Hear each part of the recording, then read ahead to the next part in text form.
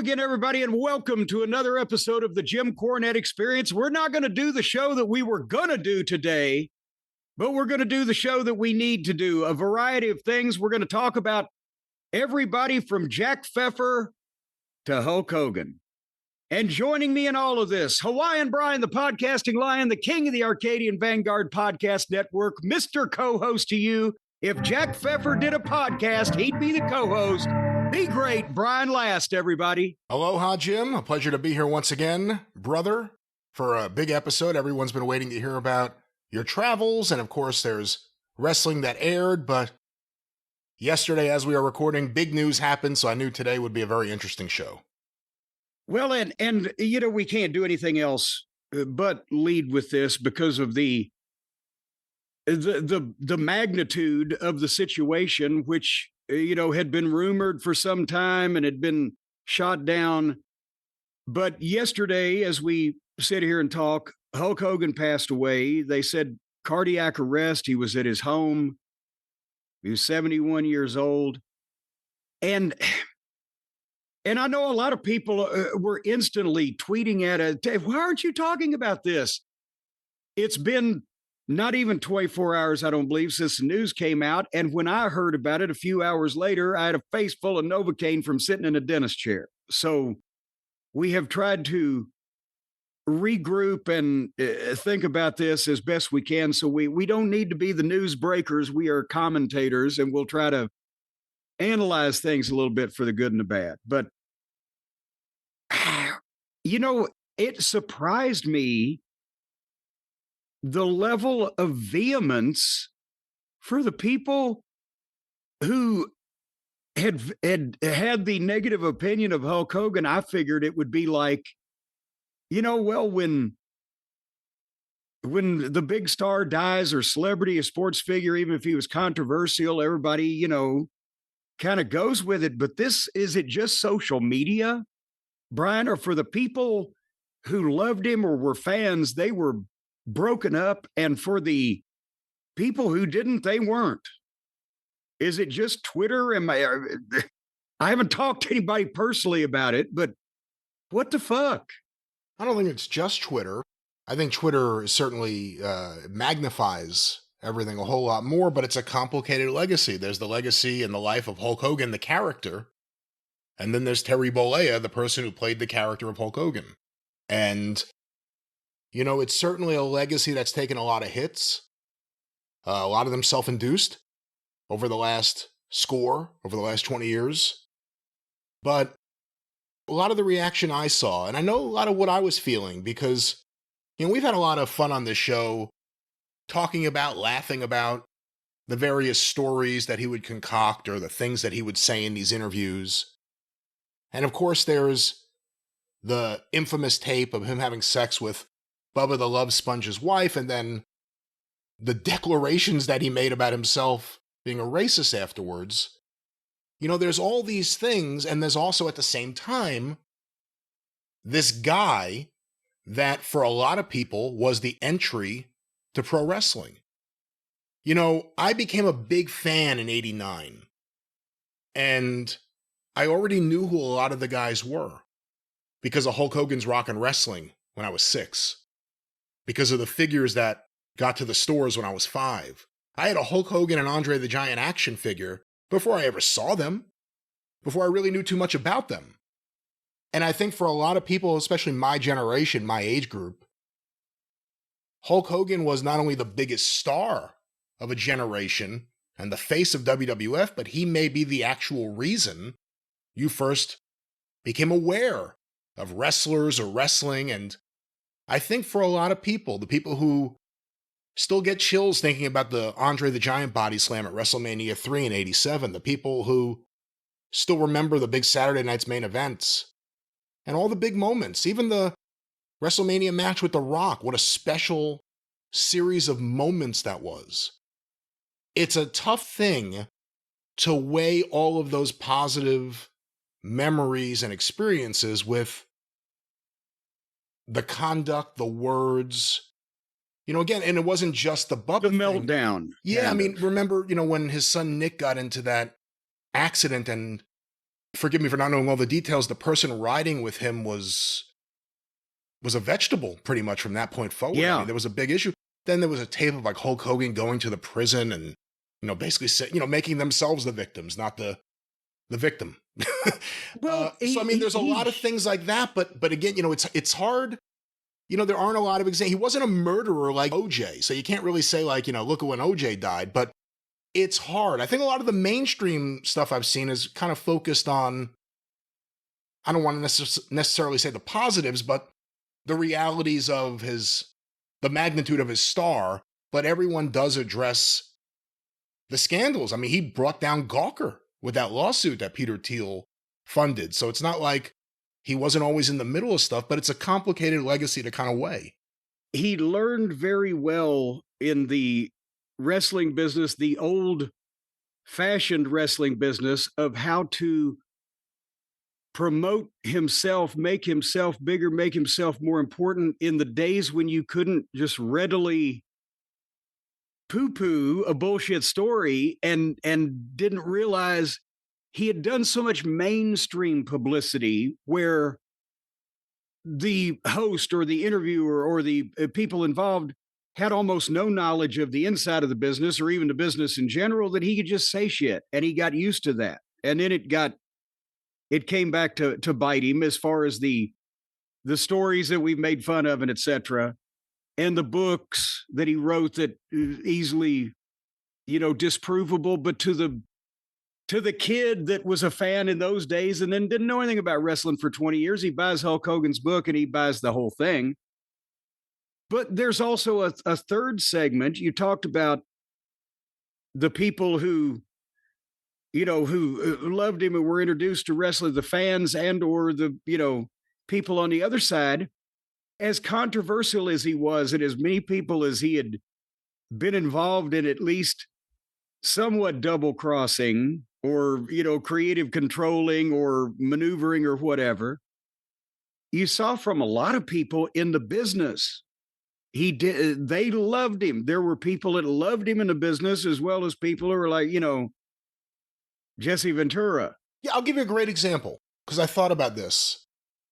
Scott Dickinson, one of the real nice guys out there, former WCW refereed a lot of places, but most famously WCW. Years ago, I forget what you and I were talking about, but we were probably laughing about one of Hogan's things. And he got in touch and he told me a story and I was shocked to hear it. And I don't know if shock's the right word, but I was really pleasantly surprised. I don't know what. He said that when Brian Hildebrand, referee Mark Curtis in WCW, got sick, when they found out, I guess maybe the first time, or whenever it was, when they found out that the cancer was really bad, somehow word got to Hogan. And he said that they were surprised when all of a sudden Hogan approached Brian Hildebrand and said, "Is there anything I could do?" And I think he even did try to get him in with some doctors or something. That's a story that we didn't hear from Hulk Hogan. So it's not like it's a tale that he just made up. It's something I'm hearing from a friend of Brian Hildebrand's. Well, that's the thing that I always said about the stories that he was telling, is that his real ones were good enough. He was the big mega sensation in the wrestling business. And there's so many, ways you could have told those stories and not been completely full of shit, and Metallica didn't need to be involved or whatever, because the real stuff, he had something to work with. But that's why, very complicated. And I know I've even had people on Twitter the last days, "Oh, I can't wait to hear Cornette and Last roast Hogan now that he's gone." I'm like, have we ever been personally mad at each other? You and I and him? We laughed at the bullshit, but he was a big deal in the wrestling business. Now, I wasn't a fan of him being a big deal in the wrestling business while he was a big deal in the wrestling business, because I was on the other side. And it's no secret I was not a fan of the Vince Jr.'s WWF ideas for the 80s with the kiddie program and et cetera, because we were in the NWA and that was wrestling. And, so it was not my cup of tea. I was on the southern side while they were on the northern side. But the thing actually, I don't think people realize, and I've said it before, that I would say that I have probably been in, I'm trying to figure out how to phrase this properly. I've been in the same room with Hulk Hogan in my life like 8 fucking times, maybe. So I had no positive or negative personal interaction with him ever. I think 5 or 6 of those were when I was the photographer in Memphis and he was here in 1979. I took the pictures. Then once was at the NAPTE convention, the National Association of Television Program Executives in New Orleans, I believe, in 1991. And we passed greetings as he was at a booth and I was at a booth. And that may be the last time ever. So the point is, I'm not going to crow about it. He finally got what was coming to him. Because I barely ever met the fucking guy.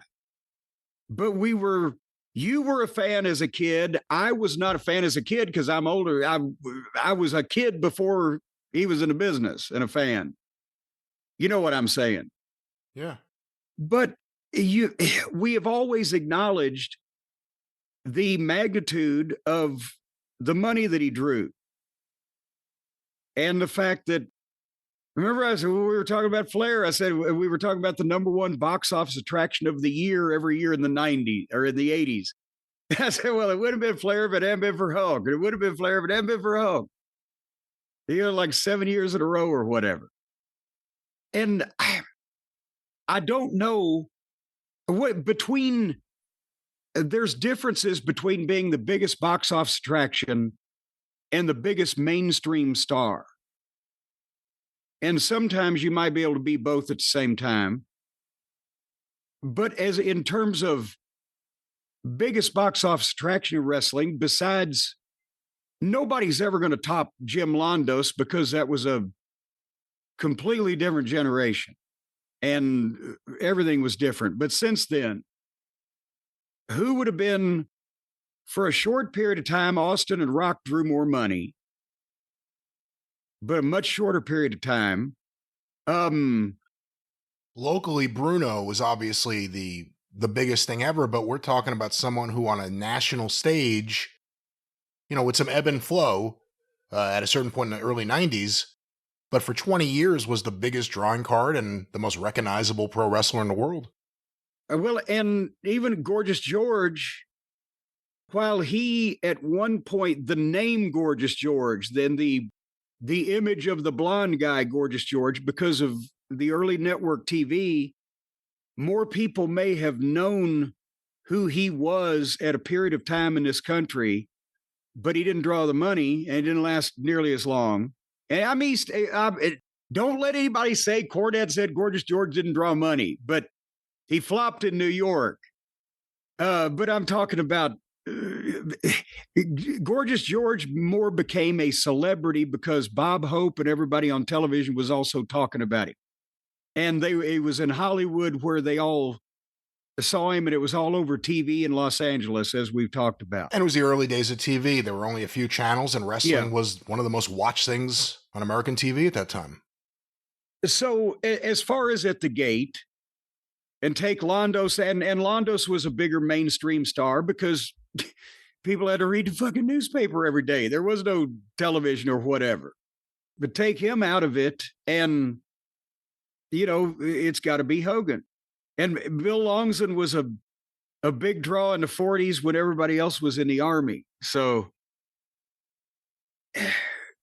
that's why I think it for a lot of people, it's been kind of sad. The ones that really liked him and were fans, or probably even the guys that liked him, his friends in the business, probably at some point were rolling their eyes at all the things he was getting into that were, it's ended up like it has, where there's memes of Hogan walking through the pearly gates and there's God and he's black. And it's like, what? Jesus, that's harsh. for a guy who never actually fucking went to jail for fucking anybody up or anything. It's the fact that he said on the tape that, we're all racist, or I'm a racist to a point. Whatever he said, it was a declaration that he never walked back completely. I mean, when he made the big apology to the WWE locker room, and again, a lot of wrestlers. Well, he did. It wasn't an apology. It was a warning. Don't get caught saying stupid shit. Be careful on social media was like his message.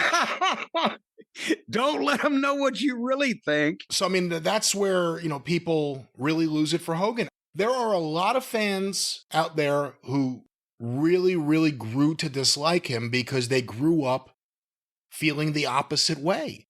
And then all of a sudden there's a secret video of him throwing the N-word around, saying things about his daughter dating an African-American, and then declaring himself a racist while cheating on his wife or whatever it was with the guy's wife who was filming. I mean, the whole thing. Well, come on now. To be fair, with what we've learned about his wife afterwards, wouldn't you been trying to fucking find another goddamn country to live in or something? Well, the point is, it was all out there, and Hogan, I don't know how big things would have been. Let me rephrase that in English, ladies and gentlemen. I don't know if an apology, a genuine, heartfelt one, would have changed everyone's opinion, but it would have gone a long way, especially amongst people in the wrestling business. Because that's the other thing you started seeing was a lot of, like, let's say the contemporary WWE wrestlers. AEW, remember AEW banned Linda Hogan, and it wasn't like the people there weren't thinking, Hulk Hogan too. They got to a point where the modern generation of wrestlers was offended by him being around. Well, that's why I mentioned I would have to think that a lot of the guys from his generation that were friends and liked him were rolling their eyes and like, please, Hulkster, give us something to work with, every once in a while, and don't get in some of these deals. But you mentioned the 80s before and Ric Flair. To me, it's like those are the leaders of that generation, and we just lost one. And again, they've all had a fall from grace in one form or another. But when you look at Hogan, Flair, and Vince, like, to me, those are the three monumental figures.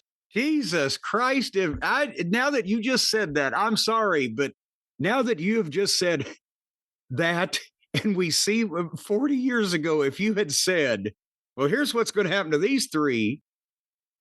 Yeah. They'd have fucking put you in a rubber room, and it's happened. Yeah. Now, you brought up before, you've only been in a room with Hogan a few times.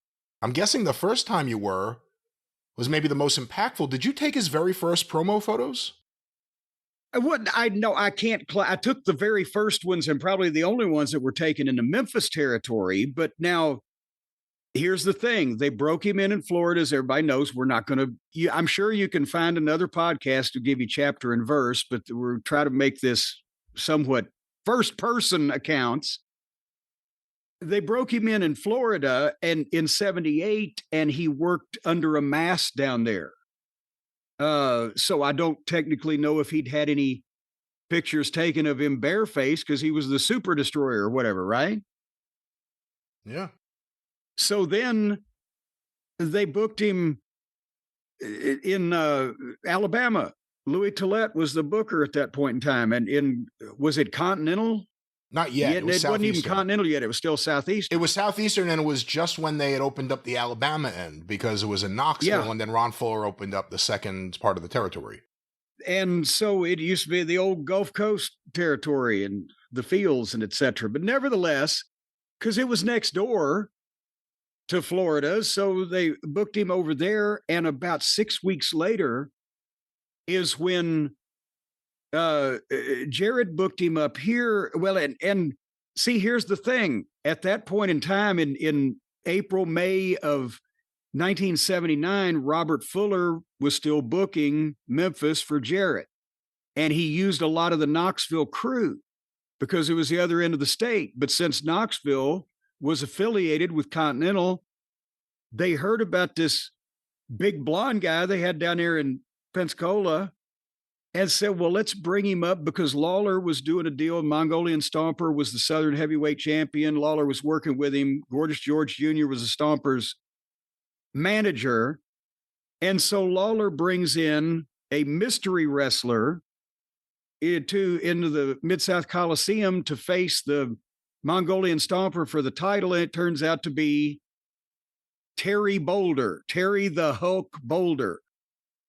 And then the next week was a tag team match with Lawler and Hulk against Stomper and Gorgeous George Jr., and they brought him to Louisville, I believe, at the same time for a week or two, and then he went back down to Continental. But I had gotten a couple pictures of him then as the Lawler tag team, and then he came back about 6 weeks later. That's when they brought him in with, well, at that time he was Eddie Boulder because they were supposed the Boulder brothers. But it was Dizzy Hogan, Ed Leslie, et cetera, Brutus Beefcake. And then they were here for a couple months, and I got some more photos there. So most of the pictures that I've seen actually pose stuff rather than in the ring in Knoxville, Southeastern, or Continental, or Southeastern down in Alabama is my stuff. The blue background especially. I think there's a red background, but those are, yes, stuff that I did. What do you remember about him at that point? Obviously, you're just a photographer and... Absolutely nothing. I'm the photographer. He's a big fucking new guy that is photogenic as fuck. So I said, hey, let's get some pictures. And he does the poses. And this is literally on the way to the ring because that's the way I set my shit up so I could catch the guys. They're upstairs getting warmed up. Hey, let's get some pictures. Ding, ding, ding. Off they go. So I didn't have anything to pass the day with him about, right? And he's brand new, doesn't know anybody. So he's got the photographers taking some pictures of him. And boom, and that was that. So you had seen already Superstar Billy Graham, and you had seen Austin Idol. Two guys who directly influenced Hulk Hogan. Billy Graham influenced everyone, but he stole so much from Austin Idol. He's admitted it too from when they worked together in Atlanta. Yeah. He stole so much from Austin Idol. But you had seen them already, and the fans in Memphis had. Well, now hold on. I hadn't seen Graham yet. Graham came in at the end of 79, but obviously, we were cognizant of Graham. But go ahead. But you had seen Rocky John. You had seen guys with good physiques there before. How did the fans take to Hogan just in terms of the look? Because beyond the eventual promo ability, which wasn't there at all yet, beyond the eventual charisma, which may have been barely there yet, it was the look. It was, forget about the shaved belly hair and everything going on. The mushroom cloud. Forget about that even. Just the muscles, the look, the beginning of the steroid era for wrestling where it went from occasionally some guys did it to just about everyone's going to be doing it. How did he stand out in 79 amongst those fans? Well, and also you remember the video that they did where Michael St. John. There's like Michael St. John from Nashville did the voiceover of the camera shoots the wrestling boots. And then there's I can't do the voiceover from memory from 50 years ago, but he stands 6'7". He weighs 325 pounds, whatever. And the camera pans up and he's in bodybuilding pose lighting, right? Where it's black behind him and the spotlight's on him. And the camera goes all the way up and he hits the fucking Hulk poses and everything. The Hulk is coming. And that was enough to get people's attention. And when they brought him in as Lawler's partner, okay, look at the fuck that was the, reaction from the people. And they put those matches in the main event and they got over with the people that were there. But as you will recall, that was a period of time where, as I mentioned, Robert Fuller was booking, and I got to be Memphis. I didn't know at the time how far down Memphis was, but I knew Louisville was feeling puny. And so it wasn't like that he made a tremendous difference the first couple of weeks he was there when he was Lawler's partner, but the match he got over and the matches got over, they worked around shortcomings. And, he got the bear hug, the super Southern squeeze on the Mongolian Stomper, and he's selling it. People are going crazy, right? And then when they come back, here was the problem. The problem is they came back when Robert Fuller had taken all the Knoxville guys, and we've talked about this Pete Austin. Well, yeah. Well, hold on now. It wasn't the whole problem. There was other problems. But Fuller had taken all the guys back to Knoxville when the guys left to go with the Poffos, run opposition, Garvin, Roop, Orton, etc. The whole thing had shifted. Now Jarrett's got to rebuild the territory. So he shoots the Tupelo concession stand brawl angle, and he puts Wayne Ferris and Larry Latham as the Blonde Bombers on top. Later, the Honky Tonk Man and Moondog spot. My old partner, Danny Davis, was their manager, Sergeant Danny Davis. And that was the program with Lawler and Dundee. He had Tommy and Eddie Gilbert against Buddy and Ken Wayne. And Ron Bass came in, Outlaw Ron Bass, who's a very talented guy, but never been a big draw in the Tennessee territory since the days of Ron and Don Bass with their manager, Ma Bass, in the early 70s. And that's who Hulk was, the Terry the Hulk Boulder was going to work with. And with his brother, Eddie, who was worse than he was, who could not work and could not talk. Hogan was starting to worry he was trying to do the, let me tell you something, Jack thing, you know, he was trying that at that point, but he wasn't confident with it, but he could carry it off. But between the hair that Beefcake had, which was just preposterous. Remember that long bleached blonde? It just, oh God, he got heat from the guys in the audience. And they couldn't work. And then they had to, and then you mentioned Pete Austin, who's this kid. I don't know where the fuck he went from there, maybe home. But he was like 6'3" and 260 or 70 pounds, and they paired him up with Ron Bass against these guys. And so Hulk won the Southern title from Ron Bass at one point, I think. But I remember that the problem was Jarrett was trying to make the people take them as main eventers by booking them in the main event. And back in those days, the main event went on last. And the classic example of how that it didn't work was the night that the WFIA convention, the fans convention, was in town in July of 79, right? That's the night they got to see the future of wrestling in two different ways. Maybe they didn't realize it. The theme music for the Freebirds and then Hulk Hogan. Yes, but what stole the show was the past of wrestling.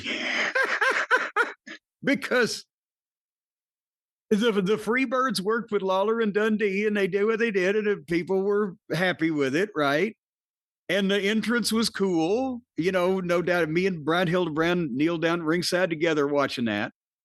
And the last match was Terry and Eddie Boulder, the Hulk. They usually wrote the Hulk and Eddie Boulder because that was cooler, but against Ron Bass and Pete Austin with Danny Davis. No, I'm sorry, he wasn't their manager yet. But Ron Bass and Pete Austin in a tag team match. And the match in the middle was Wayne Ferris, Larry Latham, and Danny Davis in a 3-on-2 handicap match against Jackie and Roughhouse Fargo. Jackie Fargo hadn't been in Memphis in 2 years. It'd been 4 for Roughhouse. And they tore the fucking house down, literally. The tables were turned over. Fargo was kicking the legs off that oak table to fucking bash him over the heads with. The fucking Roughhouse went crazy. And after that, here comes Terry and Eddie Boulder against Ron Bass and Pete Austin. And people kind of, there was trickling in the aisles of like, let's beat the traffic. And I mean, it had drawn, there was 7,000 people there that night, which was up from what Fuller had been doing a month, 6 weeks beforehand, but they all came to see the Fargos. It's the same thing that happened when Zulu was on top with, was it the Stomp? Yes. Yes. You said 4 years earlier. Was it 4 years earlier when that happened? Yes. That was 1975. They sold out 3 weeks in a row, but he wanted to put Jarrett's philosophy was put the Southern heavyweight title match on last. So Stomper and Zulu had 3 straight sellouts with the Fargos underneath. All 3 Fargos that time, Jackie, Don, and Roughhouse. Jackie, Don, and Roughhouse is what I'm trying to say. Nuthouse, yeah. sometimes known as Nut House. So, I mean, that's Memphis, and he goes from there to Georgia, becomes Sterling Golden. No one's surprised to hear that he was a favorite of Jim Barnett's. And well, and now wait a minute. Remember at that time, and let's back up a second, because when he was working in the Alabama end of Southeastern, when he was first coming up for Jarrett, that's when they did the angle with him and Andre the first time. The arm wrestling where they turned the table over and blah, blah, blah. And because they had dates on Andre in Southeastern. So not only by the time that Hogan went to work in Atlanta for Barnett in late 79, early 80, that's when Barnett was annexing Knoxville. Ron Fuller said, well, fuck, these guys have fucked up my whole territory. And so they started using the Georgia talent. So Hogan and Andre had some matches, not only in Alabama when he first got started, a handful, couple, whatever, but they sold out Dothan one night, which was unheard of. But also they worked with each other in Knoxville before they'd even worked with each other in Atlanta, or then later on in the Superdome and, the big shows around the country, Shea Stadium. Yeah, that's what's crazy. If you look at the show you just talked about in Memphis, the summer of 79, 1 year later, Hogan and Andre do the Superdome for JYD versus Michael Hayes as an attraction brought in by Watts. And then the Shea Stadium show, which, I mean, it's really incredible, 1 year after that Memphis show, how many big crowds, not just Hogan, but the Hogan-Andre package was in front of. Well, and see, think about this, by 1981, he's already had, a run in New York, or is in the middle of his run in New York. And a matter of fact, saw him in 1981 when I was in Memphis when he came in the one shot to work with Lawler, when Jimmy Hart was bringing in all of Lawler's old nemesises and nemesi to face him, and he came and did that one shot. They would always show that footage, and because Lawler didn't pin him, they would never show the finish. Yes. It would, and a DQ was flat at that point, but then Lawler got a hold of Jimmy Hart and people went crazy and blah, blah, blah. But nevertheless, in those 2 years, he had gotten confidence because he was a smart guy, especially when it came to what was getting him over, what was best for him. He picked that up quick because he worked with all those top guys in that first 2 years, was exposed to all. He was partners with Jerry Lawler. They have to learn something, even for 3 weeks. He worked with Harley, I think, in 79, didn't he? Well, but then he's in the ring with Andre, and he's working for Jerry Jarrett, who he, always kind of acknowledged that was a big help to him. But he's working in Atlanta around Jim Barnett, even if they did name him Sterling Golden. And then Vince Sr. And in the ring with, the talent up there. So he was able to pick up. He was never going to be Flair as far as a in-ring performer, but for a guy that size that looked like that, he was able to pick things up quickly on how to either be a heel or later on how to be a babyface. And I mean, hulking up, if he'd have been wearing a strap, he'd have been a Lawler dropping a strap. Yeah, see, there's always been debate about where Hogan picked up certain things. Like, it's obvious that Hulkamania was because of his exposure to Idolmania, when Austin Idol was doing that in Georgia. The superstar Billy Graham style promos, calling everyone brother, this and that, you can kind of see that. The hulking up, you've heard people say was Lawler. You've heard some people say it was the Crusher. Well, it could have been any babyface, because see, that's the thing. It's not like Lawler invented that concept either. All babyfaces, pretty much in the last 50, 70 years, TV era, whatever, of wrestling, they had some movement or reaction that would indicate to the fans they've had all they can stands and they can't stands no more, and something might be about to happen. That's a very wide description.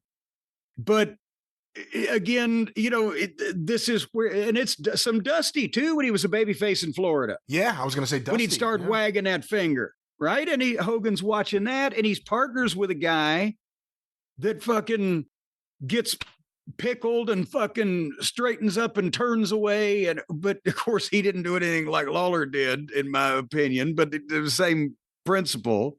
But all of that was osmosis in those 2 years. And then he goes to Japan and he's in a different situation there, but he commands huge money because look at the fuck that. Over there, he's a giant American. Well, part of the story started happening in Japan. No, I mean, the biggest example is certainly Minneapolis, the AWA. The fans turned him. The fans started accepting him. And again, he stood out in that era when you first started really seeing the physiques. Kerry Von Erich wasn't as physically imposing in 81 as he would be in 84. Like, it was just the beginning of that era. And Hogan went everywhere the first time as a heel. And the fans started really liking him. And he kind of, again, it's an era changing. Obviously the movie, and we'll get to that in a little bit, was a big deal. But Vince brings him in, Vince Sr., gives him the name Hogan. Eventually the Hulk thing would cause a problem at Marvel Comics because they own the rights to the Hulk. And they would, remember back then he was the Incredible Hulk Hogan once he started getting going. Yes, later he became immortal, but he was incredible. Well, literally they weren't legally allowed to call him the Incredible Hulk Hogan, and Marvel Comics got a percentage of all sorts of things throughout the Hulkamania era. It's pretty incredible. But he goes up there. Do you remember who was the president of the Hulk Hogan fan club? Oh my God. Wasn't it Mike? Yes. Help me. Mike O'Hara. Mike O'Hara. Mike O'Hara was. Sorry, Mike. He told me that he was on 605 once and he had a problem a few years later because he was doing this fan club. And he says he was one of the people that right after the 79 WFIA convention brought photos of Hulk Hogan to the office.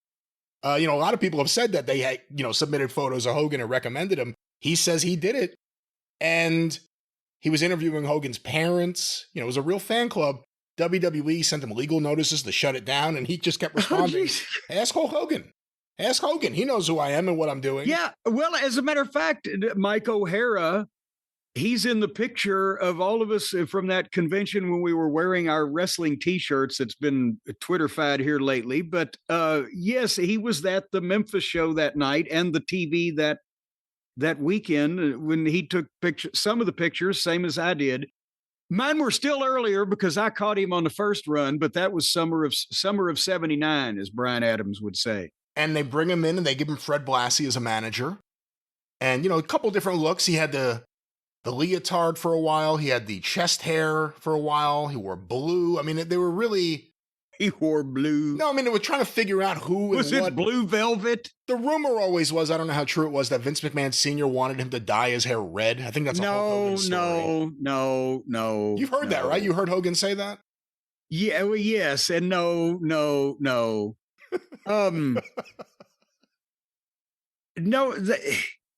and it's not even... I don't know where the idea was that Vince Sr. specifically wanted him to be an Irish heel or Irish person or whatever has come from. If that was Hulk also, if somebody's corroborated it, then I'll back off on this. But he had already been using Hulk, but I guarantee you Vince Sr. as well as Vince Jr. wouldn't have liked Hulk Boulder, Terry the Hulk Boulder, Sterling Golden, blah. They like alliteration. Hulk Hogan, because Hogan's a good fucking name. But wasn't going to be carrying a shillelagh with red hair or whatever the fuck. And also look at the way, again, that he was dressing. He was trying different colors, and he had the old heel cape that he had. There wasn't like a long Batman cape. It's like a short fucking Audrey Hepburn cape or whatever. None of that screamed Irish, did it? It was an alliterative name that looked good on the marquee. And here's the Hulk Hogan, and you can hear him as a heel. I can see Vince Sr. acting it out, or Vince Jr. acting it out if he was envisioning the name as a heel name, and his name's Hulk Hogan. and he's huge. So I think that was probably the depth of that. They did not know they were naming the future all-time biggest fucking draw they ever had right then. See? I'm sorry, I don't mean to get upset. But it's just when everybody tries to all this deep meaning into these things. Well, Hogan's up there. He has Freddie Blassie. They do the program with him and Andre. Hogan never gets any matches with Backlund, the champion, at the Garden. Gets some matches in other locations, which were big deals, but it wasn't the Garden. It is something there in terms of the way they're protecting him. Eventually he leaves, does jobs on the way out, and then he goes to film Rocky III, and that's really not just for Hulk Hogan, but in a lot of ways for the wrestling industry. That's one of the biggest things that ever happened. Well, yeah, because, and obviously, I saw Rocky III in theaters when it first came out, not just because there was a wrestler in it, but because you went to see all the goddamn Rocky movies at that point in time. But that opened up the door to every talk show because he was just so visually impressive. And it came off like it was one of the highlight scenes of the movie and what everybody was talking about. And then he looks so good, not only when he does the talk shows or the publicity, but by now, this is 4 years around all these people kind of contributing to telling him how to fucking get over. And he's smart, as I said, and he's learned it. Now he can go and bullshit the main. Oh, yes. And that was publicity that most wrestlers didn't get in those days, because even if they were drawing the same kind of crowds, they didn't look like that. And they didn't have that visibility from being in a movie that would lead to those doors. And then, to be honest with you, a lot of them wouldn't have been able to, capitalize on it. They wouldn't have had the bullshit. And once that movie came out, it was impossible for him to be a heel because it was such a big deal. And it may have been, for some people, it was one of the highlights of the movie. And he was a heel in the movie, but he just blew up. But remember then, Vern Gagne, when he brought him in, he was a heel, and his manager was luscious Johnny Valiant. That's right. And the people shit on Johnny Valiant. I was in the business by that point, and Bockwinkel, as a matter of fact, was coming down to Memphis in '83. I'm pretty sure that's, but because I'd always been a big fan of the Valiant brothers, but it didn't work.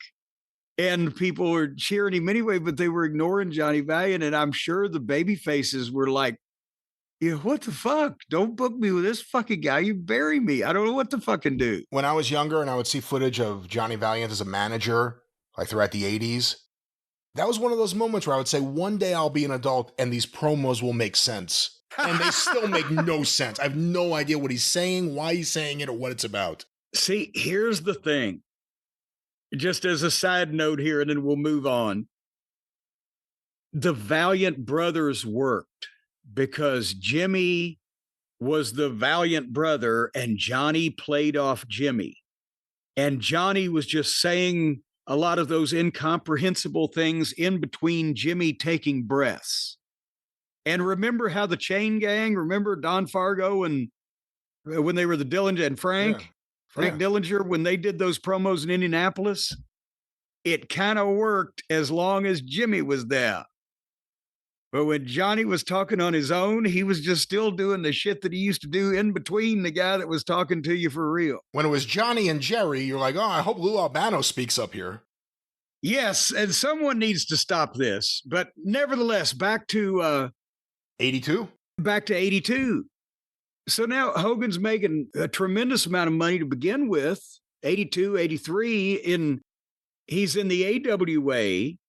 He's in goddamn Japan, the high-profile matches, the stuff with Inoki. And he's probably already one of the highest-paid guys because they're selling out in Minneapolis. And it was the biggest business they ever did in AWA history, 82, 83.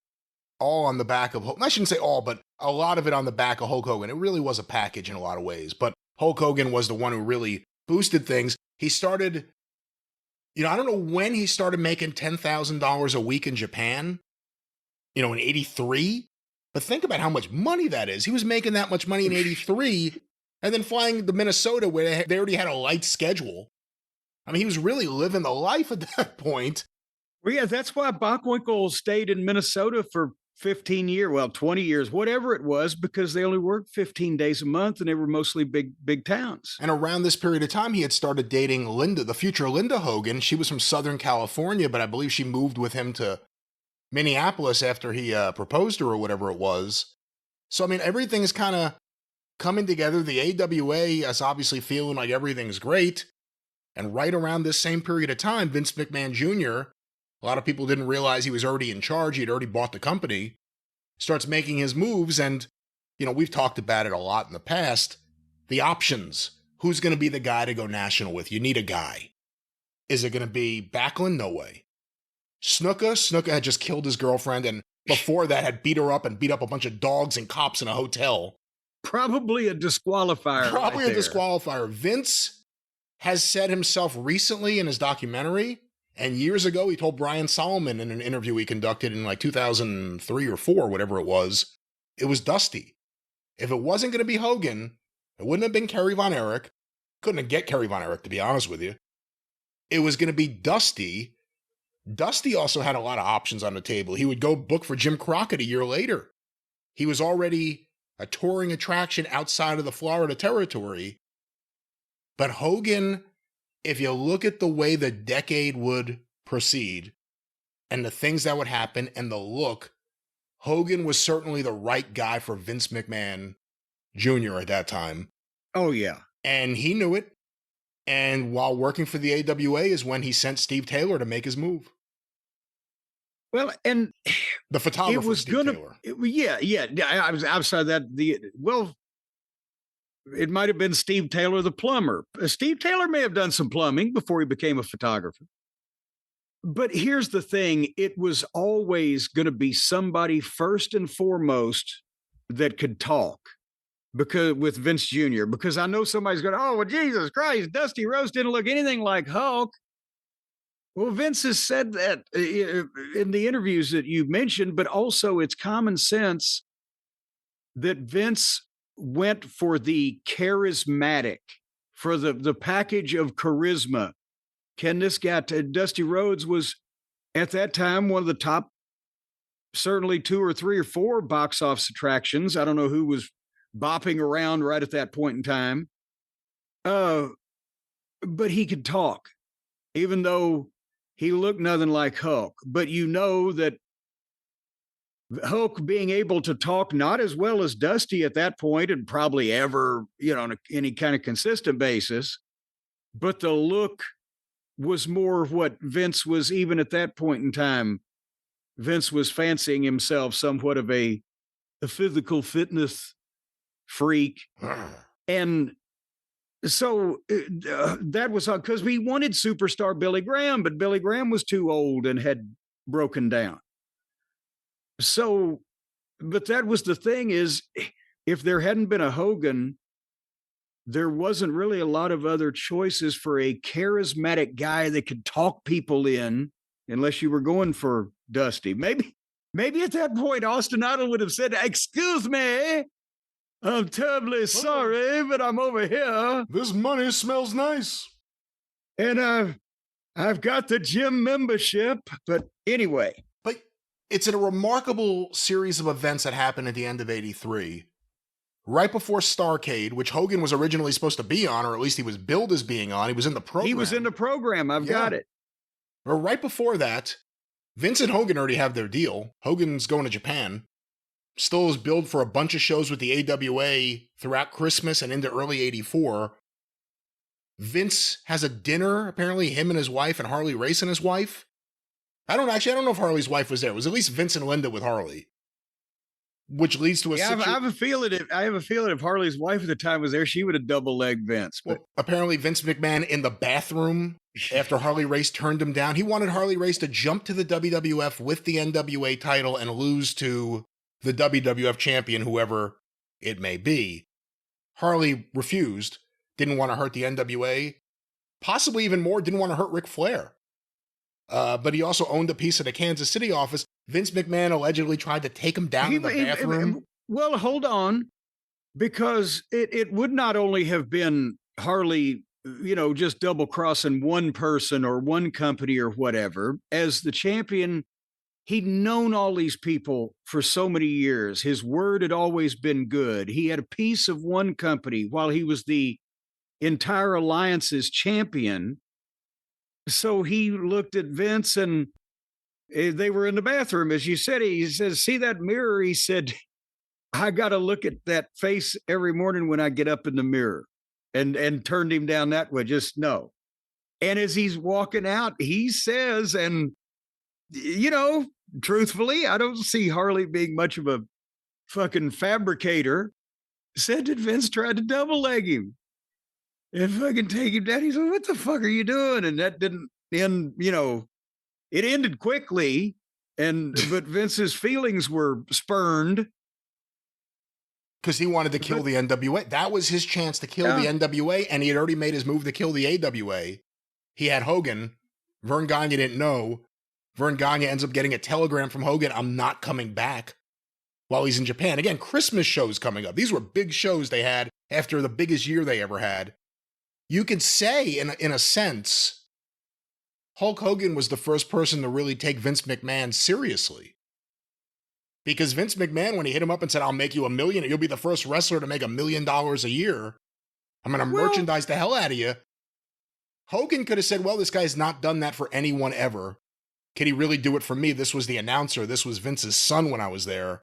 Well, but hold on now, because you phrase it a different way. Hogan believed in Vince, but not the first one to take him seriously. Harley took the offer seriously. He just didn't want to take it.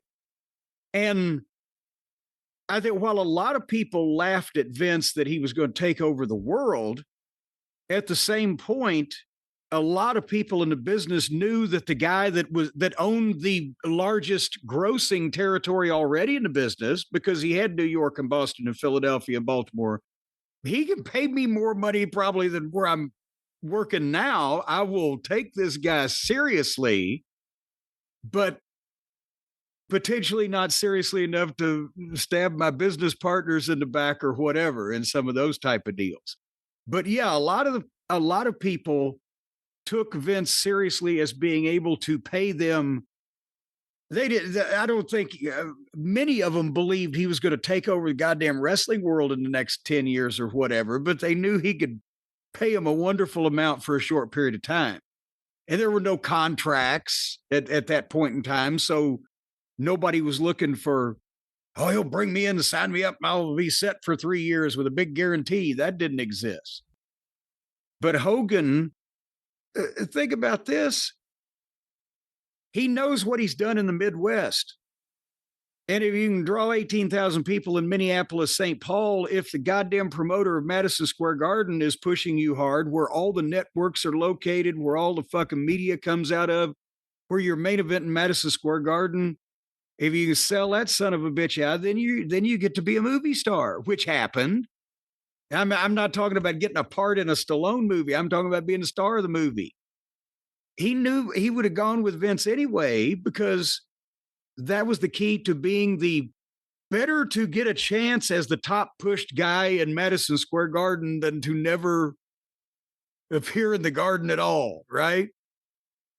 So it wasn't, I don't even think that Hogan would have ever dreamed what was going to happen had happened, but he knew that that was a fucking dream spot. Worked well for Bruno. And if Vince hadn't expanded nationally, he still had, and Hogan could have worked goddamn any number of days he wanted to work for crowds of 5, 10,000, 15, 20,000 a night. So it wasn't like it was a goddamn gamble. And it was big change in a lot of ways that would happen to the wrestling industry around the back of Hulk Hogan in terms of merchandising. There'd always been t-shirts, there'd always been magazines, programs, different things. But on the back of Hogan, because he looked like a superhero or an action figure in the era of He-Man had just come out a couple years before that. Hogan, before they even got to the figure deal, t-shirts, bandanas, calendar, the yellow fingers, which were kind of, ubiquitous throughout that era. The yellow finger in the air for Hulk Hogan. Lots of other wrestlers were in the line of LJN wrestling superstars and had t-shirts, but it was the Hulkamania shirt was everywhere. I knew someone years ago, was a family member. He was wearing a Hulkamania shirt. I said, "Where'd you get that?" "Oh, it was my girlfriend's." "What? Like, who's she? How did she have it?" It was just something in the culture, and eventually those figures come out. And, again, there were lots of stars and there were lots of people merchandised, but he was the big one. And it even starts before Vince. That was the other interesting thing, because of Rocky III. There were Hogan puppets, there were Hogan figures, there were all these things, and then the cartoon hits. And it was a perfect storm of merchandising and of pop culture sensibility breaking out. And then chokes out Richard Belzer, hosts Saturday Night Live, all over MTV, comes out to Eye of the Tiger before Survivor shut that down. All these things happening. And it was kind of, if you look at any Hogan stuff from 84 and 85, it feels right for that era. I know I'm saying this to you, and you were doing other things in 84 and 85. Well, no, I know what you mean. I acknowledge it. And truthfully, that was when, for me, wrestling began its descent into entertainment madness, but you can't deny the money that was made and the popularity. And at that point, for a while, the rising tide did lift all the boats, because the hotter that one got, the hotter the other would get. And it was somewhat legitimate competition, which happened only from 85 to 88 and 97 to 99 and in that whole fucking schmear. Yeah. And then Vince goes into Minnesota. He has Hogan against the AWA. AWA still remained pretty hot throughout 84 into 85. They had the Road Warriors come in. They still had a lot of big stuff happening, but all of a sudden Hogan and Mean Gene are in the main event. That was a big deal, and Hogan was the big deal for the WWF in California. That was when they started their California push in 83, but they got Hogan in 84. Well, I can tell you that, especially in the Southeast, and Bo James had just tweeted earlier, I saw that in the Tri-Cities area and the East Tennessee area, they came in a couple shows with Hogan sold out Freedom Hall in Johnson City. If Hogan then wasn't on the card after that, it was, 500 people. They did well in Louisville here when I think it was 85, I think, by the time they got here. But with Hogan, they'd draw a crowd. Otherwise, nobody gave a shit. And, with the established Southern territories, they couldn't really draw. Same thing with Mid-South or the Dallas territory or whatever. If Hogan was there, it was a success, but otherwise they weren't going to go see the non-local wrestling. He was a name that broke out beyond wrestling fans. A casual person would know who Hulk Hogan was because of all the attention over a few years there. The same way like the word Wrestlemania. I used to hear, especially in the 80s, people would use that word like, "Oh, are they going to have a Wrestlemania?" They would say that for a house show. It was like things that were getting introduced into the culture and was really blowing up. Not to go too far ahead, you brought up the movies before. No Holds Barred came out when I was 9 in 1989. I had just become a big wrestling fan. I went with my neighbor to see it. Both of our parents refused to go. So it was the first movie I got dropped off for. Like, my parents and his parents both said, "We're not sitting through this movie." And they were right.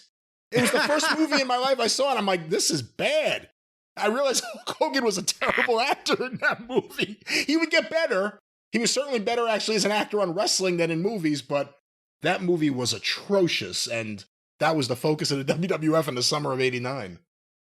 Well, nevertheless, I mean, everybody knows. I think we can assume that everyone listening knows what happened in the 80s and then the 90s. Where were you when WrestleMania 3 happened? When did you first see it?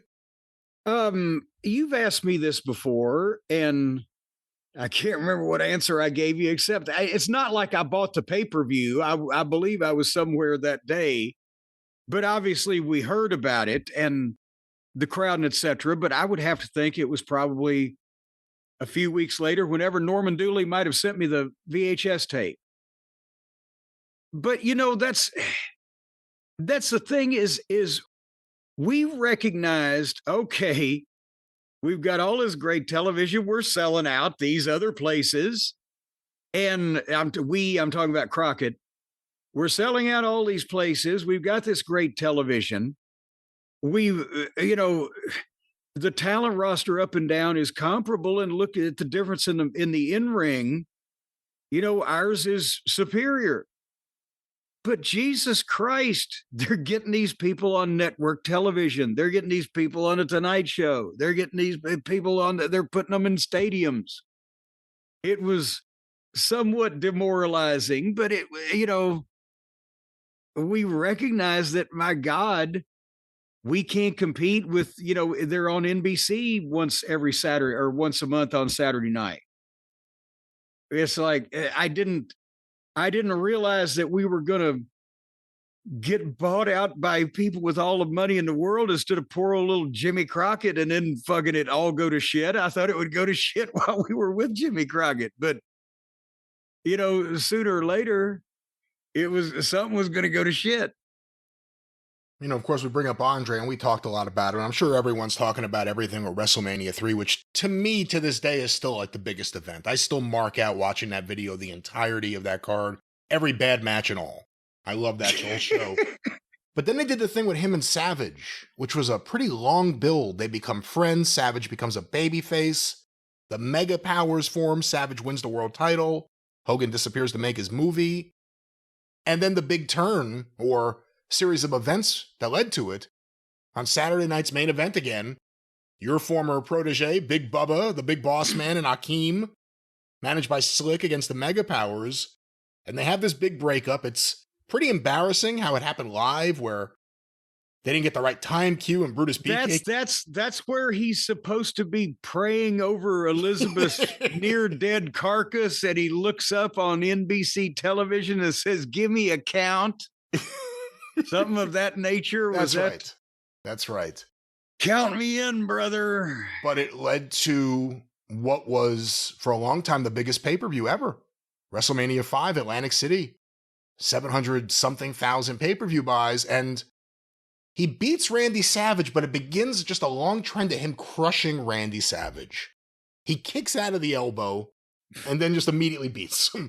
But that seemed to be a pattern. And, I guess you gotta kind of have to mention a little bit of the Randy Savage, Hulk Hogan relationship, frenemy, friends at times. It would end up being a big part of the story, from what happened with the Eye at WrestleMania 9 to them working together, again in WCW, to, Hogan's always said that he ran into Savage at the doctor's office right before Randy Savage died and they made up. But it ends up becoming a pretty big relationship, a pretty big friendship at times in the life and career of Hogan, the Randy Savage one. Well, and that was like, what years? 88, 89? 88, they team up. 89, they're feuding. Okay, yeah. Even when I got there in 93, Bruce used to hold that up to me as an example of Vince's long-term booking, how he liked to go a year out and then work backwards. And we planted seeds, and it was months later that all this stuff and everything. And my thing to him was, where'd that fucking guy go? He's changing shit we did 2 weeks ago. That's right. But they did, plot that thing out so carefully. And it's two dynamic personalities. We talked about Savage not long ago. Even though he was smaller in stature than Hogan, he had the fucking physique, but he had the intensity, and you believe that guy is a nut. And it was the a very modern version of Mad Dog Vachon, only being 5'6", but really, being somebody that would bite your fucking face off. And so they bought that, and Savage he was the equal at least of Hogan at promos, if not better. But Vince always favored guys with the personalities that could talk and with the charisma. And then the bodies didn't hurt in Vince's eyes because that was one of his personal interests, to take that statement as you might want to. And it's right after this period of time, in my opinion, as someone who lived through it, that you start to see the crinkles of the fans, some fans having changing opinions of Hogan. The Ultimate Warrior, for me and all my friends, became way more popular than Hulk Hogan in '89, when he was doing stuff with Zeus. Ultimate Warrior was feuding with the Heenan family. It was a lot better. Then they have the match. Warrior wins. Even as a kid, it felt like this is the start of a whole new thing. They changed the intro to Superstars, where it was like a weird time travel through rocks, and there's the Ultimate Warrior at the end with lasers coming out of his eye. It was just, they made it all about him. But Hogan came right back, and he did the feud with Earthquake, where Earthquake injured him, and then they had the match at SummerSlam, where they had Rick Rude versus the Ultimate Warrior in a cage. And I think the Warrior took Hogan's popularity down a little bit, and then the Slaughter Hogan thing. I've said this before. There was something there to be done. It didn't need to involve anything with the Iraq War. If Sergeant Slaughter, who to kids like me was a major babyface, not from wrestling, but from G.I. Joe. He was all over that show, his action figures, the G.I. Joe movie. If he had been the heel Sergeant Slaughter that he was in Mid-Atlantic Wrestling without any of the Iraqi connection or hoo-ha against Hulk Hogan as the biggest star of this company 10 years ago, and this, fucking nationally recognized figure versus Hulk Hogan, it couldn't have drawn any worse than what they did, right? Right. See, I think they should have brought him back as a babyface, because that's what everyone of that generation knew him as at that point for the last 6 years, let's say. And have him turn on Hogan. The guy who comes out to I'm a Real American gets turned on by Sergeant Slaughter. Who's the real American? Instead, it became the Iraq War thing, which, beyond the tastelessness of it that everyone had a problem with at the time, the war ended in 2 minutes. So there was no war. And but backing up, also, you made an interesting point with Warrior, and because you were the target group at that point in time, Vince Sr. never liked to do babyface matches. He did Bruno and Pedro. I think he might have been talked into it. 72. And it didn't draw. It rained at Shea Stadium, and he didn't want to do it again. He actually refused Bruno offering to work with Andre flat out because he didn't want to hurt either one of them, because they were long-term attractions for him. For the sake of one giant gate, he didn't want to do that. With Vince, and I think Vince thought that he could just build another superhero that would vanquish the previous superhero, and then have Hogan hang around in the Bruno living legend status type of category, because he didn't learn the lesson possibly of his father. But that's the point, is Hogan's first chip in popularity was when they did the big match with the other big babyface. Even though Warrior wasn't as good, wouldn't last as long, at that point, that was the peak of his popularity, and it naturally shifted some people away from Hogan. It just had to. Yeah, and, if you look at Hogan in 84 or 85, and then you look at Hogan in 90 or 91, he's always been a cartoon, but he came to be more of a cartoonish version of himself, speaking to little kids and everything, as opposed to, this wacky, charismatic guy who, the fans who got into him in Minnesota, it wasn't just little kids, it was everyone. He was more condescendingly going through the Hulk Hogan motions than actually making the shit up for the first time as he went along. Yeah. So the Hulk Hogan who did record business with Paul Orndorff, was a very different Hogan from the Hulk Hogan working with Sergeant Slaughter in 91, or, again, another in the armor was SummerSlam 91. It's Slaughter and Adnan and Colonel Mustafa, the Iron Sheik, versus the Ultimate Warrior and Hogan with Sid Justice as the referee. Jesus Christ, there's some ring wizards in that combination there. Poor Slaughter. Warrior gets fired by Vince. We don't see him again until WrestleMania the next year. And they start building Sid. And then they do the Royal Rumble in January, the one that Ric Flair won, maybe the greatest Royal Rumble ever. And Hulk Hogan pulls Sid Vicious out after he's eliminated. Sid Justice out after he's eliminated. WWF later redubbed the audio. So the fans were cheering Hogan. The fans started booing Hogan. And he disappeared right after that. After WrestleMania, of course, this is when the steroid scandal and the Arsenio Hall scandal and the Zaharian scandal and the Ring Boy thing wouldn't really involve Hogan, but a lot of bad things were happening and getting into the newspapers. And Hogan, right after WrestleMania, right after the return of the Ultimate Warrior, Hogan's gone. But right at that point, you started seeing more WWF fans than ever before not cheer him, cheer someone else. And then when he returns a year later in 93 at the start of Raw, he's much skinnier, doesn't have the same appeal. And although Bret Hart and the beginning of the new generation guys weren't really drawing, nothing was drawing, but they weren't really drawing, the fans, in a lot of respects, did not want another Hogan run then. And it felt forced, and it didn't really take. I know some fans loved him and thought it was great, but it was like a completely different vibe than everything else happening in the company. Well, he looked different also at that point, and he was trying to get more movie roles, so he wasn't, for whatever reason, all the big guys feel like they have to, even The Rock had to lose weight at one point to go to Hollywood. And this is this is maybe 6 months, a year before Thunder in Paradise started filming too. Yeah, but it was getting old. It was getting stale. It was a little cartoony. Everything was getting stale in wrestling. But remember, when Flair went in 91, I was talking to him before he had made the decision. I said, Rick Rubin will give you $10,000 a month. Just make one show a month for us in Smoky Mountain.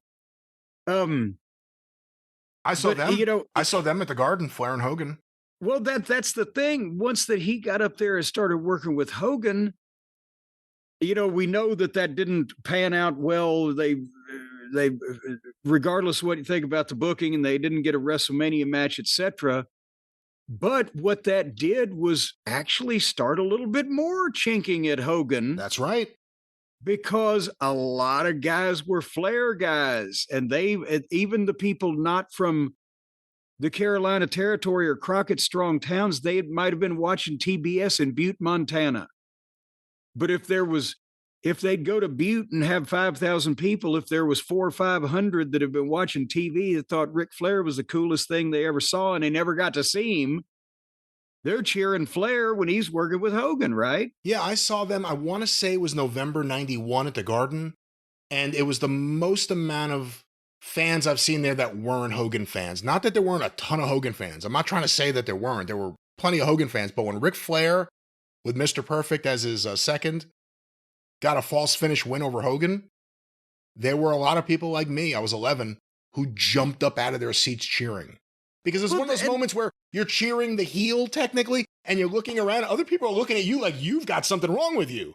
But you realize there's a whole lot of us, and we're all really happy that Ric Flair won here. Well, and it's for people thinking, oh, bullshit now, you're just taking up for Flair. Imagine in 1991, the response, if they'd have booked Hulk Hogan versus Ric Flair in the Omni for WCW, that probably would have drawn a fucking house too. But a lot of people would have been cheering for, each guy, because it would draw two heretofore separate audiences. With the way WCW had been doing, not a lot of people were going to the live events, but there were still people watching on television, and historically Ric Flair had been the big star. Yeah. But if you reversed the procedure and brought Hogan over, he would have brought a bunch of people, and even if he was the heel, he would have brought a bunch of people with him. That was the point, is in a 4 or 5 year period there, besides the fact that Hogan is somewhat distracted and is kind of stale, and like we said, for all the reasons why he didn't seem like the fresh thing, he's worked with the Warrior, and he's worked with Ric Flair, and he's worked with people that are chipping away at, where they're saying, yeah, we like the other guy. Well, yeah, and again, in 91, that version of Hulk Hogan was really geared towards kids. Kids weren't his only fans, but it was geared towards kids. Ric Flair comes in as the real world champion. His whole fucking gimmick is, I'm going to come to your town and I'm going to out drink and out fuck everyone in your town. Yeah. He was the babyface to a lot of us. I'm sorry, he was. He was a lot cooler in 91, 92 than Hogan. They should have done a WrestleMania match. I love Ric Flair and Randy Savage at WrestleMania 8, but it should have been Hogan and Flair. I always wondered, because it drew for them in that time. Was it just because Hogan wouldn't be the complete babyface? Was it that Vince didn't believe in Ric Flair? But for whatever reason, Vince couldn't fully do an outsider angle and put somebody on the level. And also, he did the same thing with Vader, in that he insisted on putting guys together in house shows all over the country where the most ardent fans had seen it before they would meet on pay-per-view. And it was a whole different time then. We can go down that rabbit hole. But the point being is that I think at that point in time, like you said, Flair was just, to some other people, was a little fresher, especially on a national stage. But Hogan was drooping and all that. And the point I was going to make was, in any other situation or era in wrestling or with other personalities, the booker would have just switched him heel. But you almost couldn't do that, or he wouldn't have done it, because what was it, 4 years later or 3 years later or whatever, he had to be talked into it. So it was better he went away and people started to miss him. But he came back before people missed him too much in 93. And again, that was only a short period of time. You came in right after that match with Yokozuna at King of the Ring with that weird finish with the photographer and the Flash. And that's the last time we see Hogan on TV for a while, or for WWF TV especially. Well, and then again, there's where he screwed Bret Hart. That was supposed to be Bret Hart's whole deal. And I mean, we're not spreading bad stories about Hulk Hogan. This has been publicly accepted fact that he said, no, Bret's not going to be the champion. I'll do this and that, and with Yoko, and a boom. And then right after that, because he was doing New Japan stuff, I think maybe he worked with Muta in 93. I got to go back and look.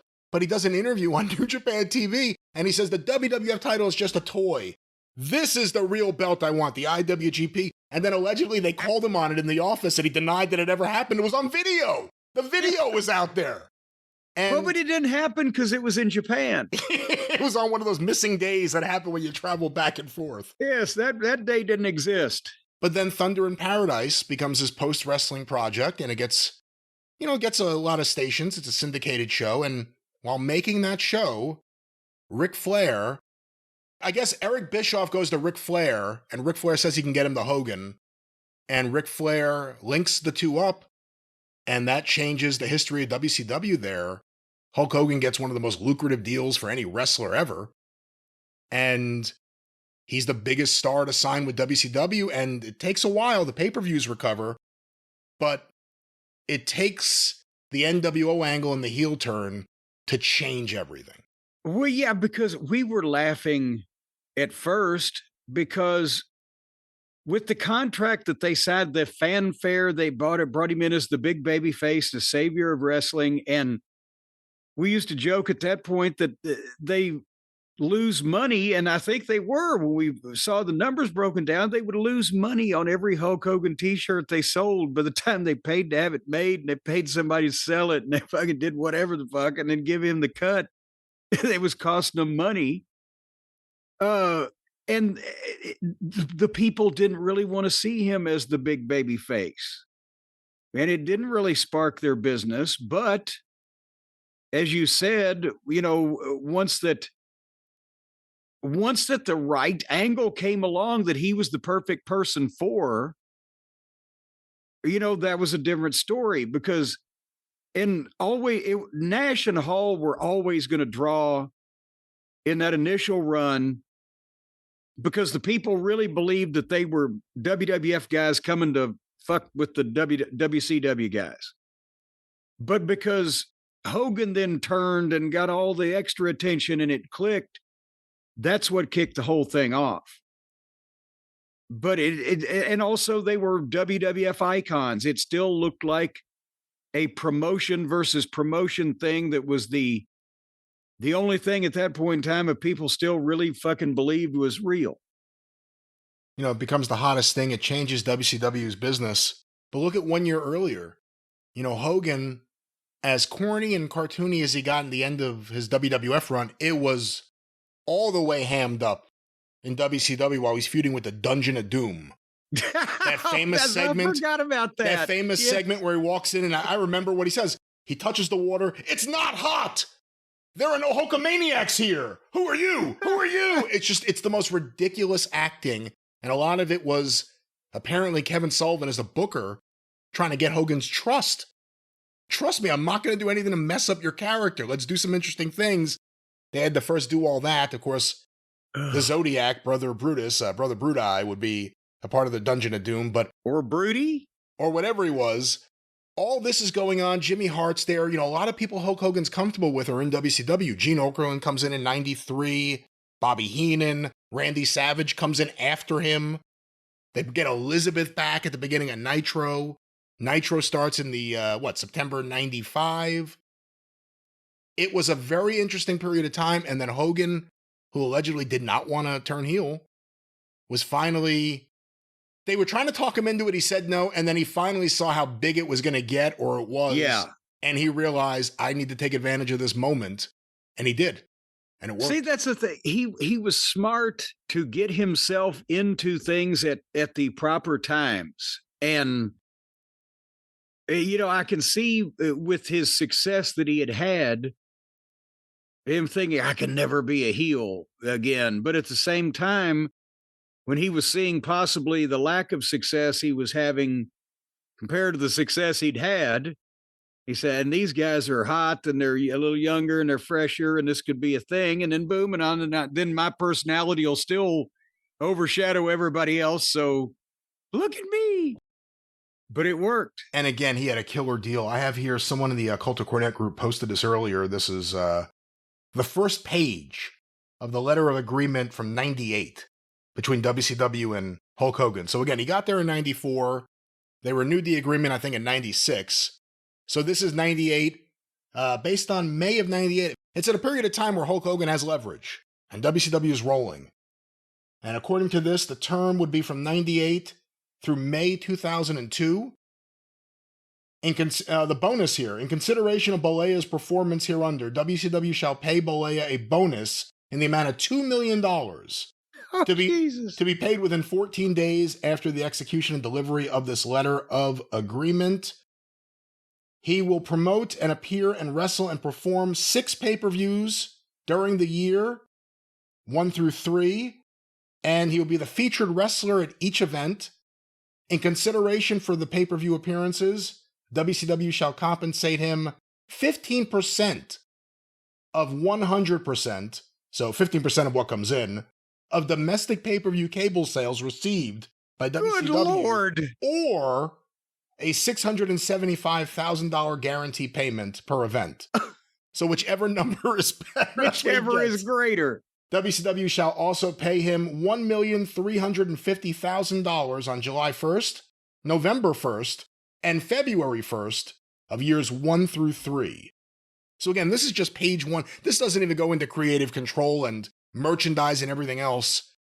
It was a fantastically lucrative deal for Hulk Hogan, and it helped get the company to the point they were at this point in 1998. And that was from 1998 to 2002? Yeah. It probably didn't work too well for him in 2000. That's what I'm saying. It was one thing to get to this point, and he had the best deal, but he wasn't the only person with a great deal. And a lot of these deals are what ended up hurting WCW to the point that it died. Well, that was easy to sign those deals when you're making $50 million. But when you lose $50 million, or was it 60 million? I'm sorry, in 2000, then those dim are the deals what try 'em in the souls.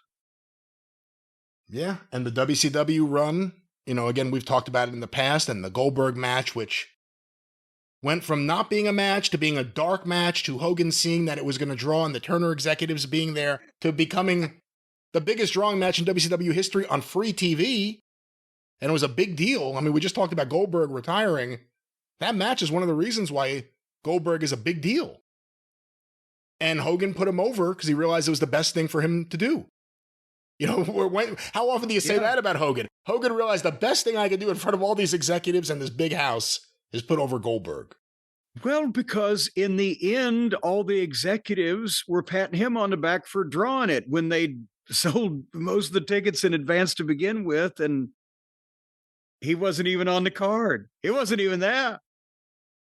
But that's the thing, is that, again, he knew when to put himself in the right place. All these instances in the wrestling business, how did he go so wrong in his own personal life with not knowing how to put himself in the right places at the right times? Again, he's still working for the WWF in the early 2000s after his WCW. Well, I guess towards the end of it, he came in 2002?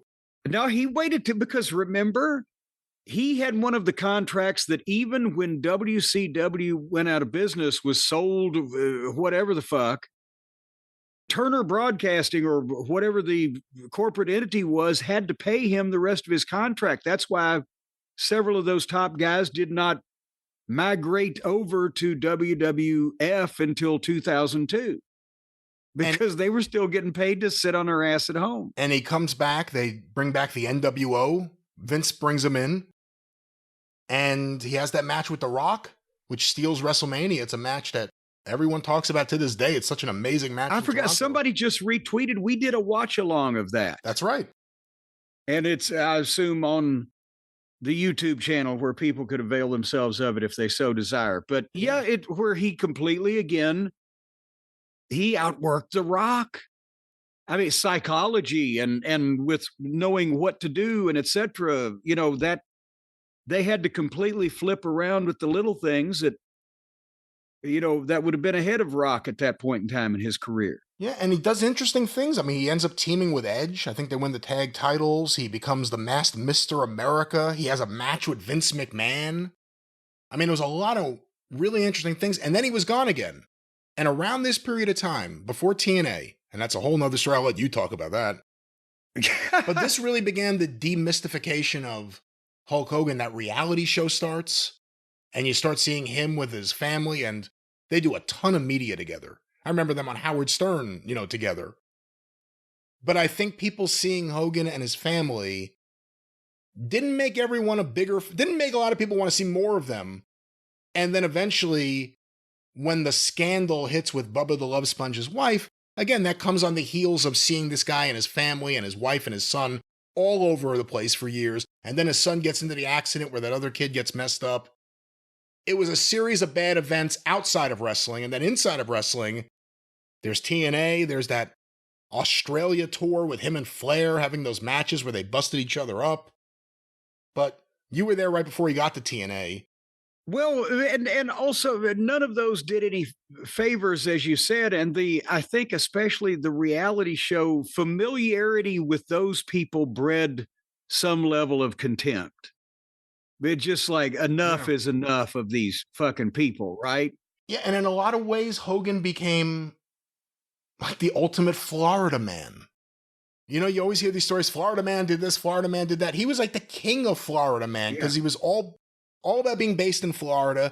Anyone who was a big mocker in the Tampa, Clearwater area, they knew him. I mean, I watched a documentary not too long ago about Lou Pearlman, the guy who ended up stealing all the money from a variety of people. He managed the Backstreet Boys and NSYNC, and I guess for a time, Brooke Hogan. Hogan's all over that documentary, not being interviewed, but just in clips from being around. He became almost like a local celebrity there, separate from being a national celebrity. But that's the point I was going to make is you mentioned that at the same time the Australia tour and the guy had a lot of money, but Rick and Hogan both at that point, I think they were at the time where people didn't want to see them rolling around bleeding anymore. And enough is enough. You guys have reached an age at some point where this must come to an end. And it wouldn't. It did for Hulk Hogan, it did for Rick. But I said when we were talking about the TNA agent reports that I've been pulling out of the files and other things, TNA stories lately, that without having any idea anything was going to go on with Hulk Hogan, I told Terry Taylor, I said, you couldn't even wait till I hear Ferrara's coming, or I would have fucking quit when Hogan and Bischoff came in the next month anyway, right? And well, why would you have quit with Hogan and Bischoff coming in? Not again. Well, I wasn't fond of Eric because of that previous brief interaction in WCW, but I didn't know anything about Hulk Hogan as a person. But I knew that, no, this cause is lost. Jeff Jarrett's gone. Dutch Mantel's gone. They've already been burying these young guys that are hungrier, easier to work with, and more exciting. And the creative already sucks. And now it's going to be a Hogan Bischoff thing when, I mean, truthfully and honestly, as we've seen for the 25 years, that was his MO. When Hogan comes in, all of his friends come with him. It's just at that point, all of his friends was 20 years older. And with Bischoff, the feedback that I'd always gotten on Eric Bischoff and still have to this day from anybody whose opinion about creating or booking or promoting wrestling that I respect is that Eric Bischoff knows a lot about sales and talking to TV people, and you would be astonished at what Eric Bischoff doesn't know about wrestling. So I wouldn't have wanted to, and as the product bore out, they had just got to the point, I believe, where they were either about to or almost had, or maybe even did in TNA break even there in the fall of 2009. And it went downhill from there and has only recently resurged 15 years later. Yeah, it's a WWE satellite, which is what it needed to be, I guess, to succeed. But that was the whole... Well, yeah, but it didn't need to be the satellite of Bischoff and Hogan Hervey fucking Enterprises. That's the thing, yeah. You know, it was the whole idea that Bischoff and Hogan were coming in to save things, or coming in to, make things big again. And we're going to have a live show, or we'll go opposite Raw. We'll have all these stars and Jeff Hardy and the Nasty Boy. It didn't work. It didn't feel right. Well, here's at that point, and Hogan is one of those guys that his personality was so big and his reputation was so big, and the magnitude of him, right?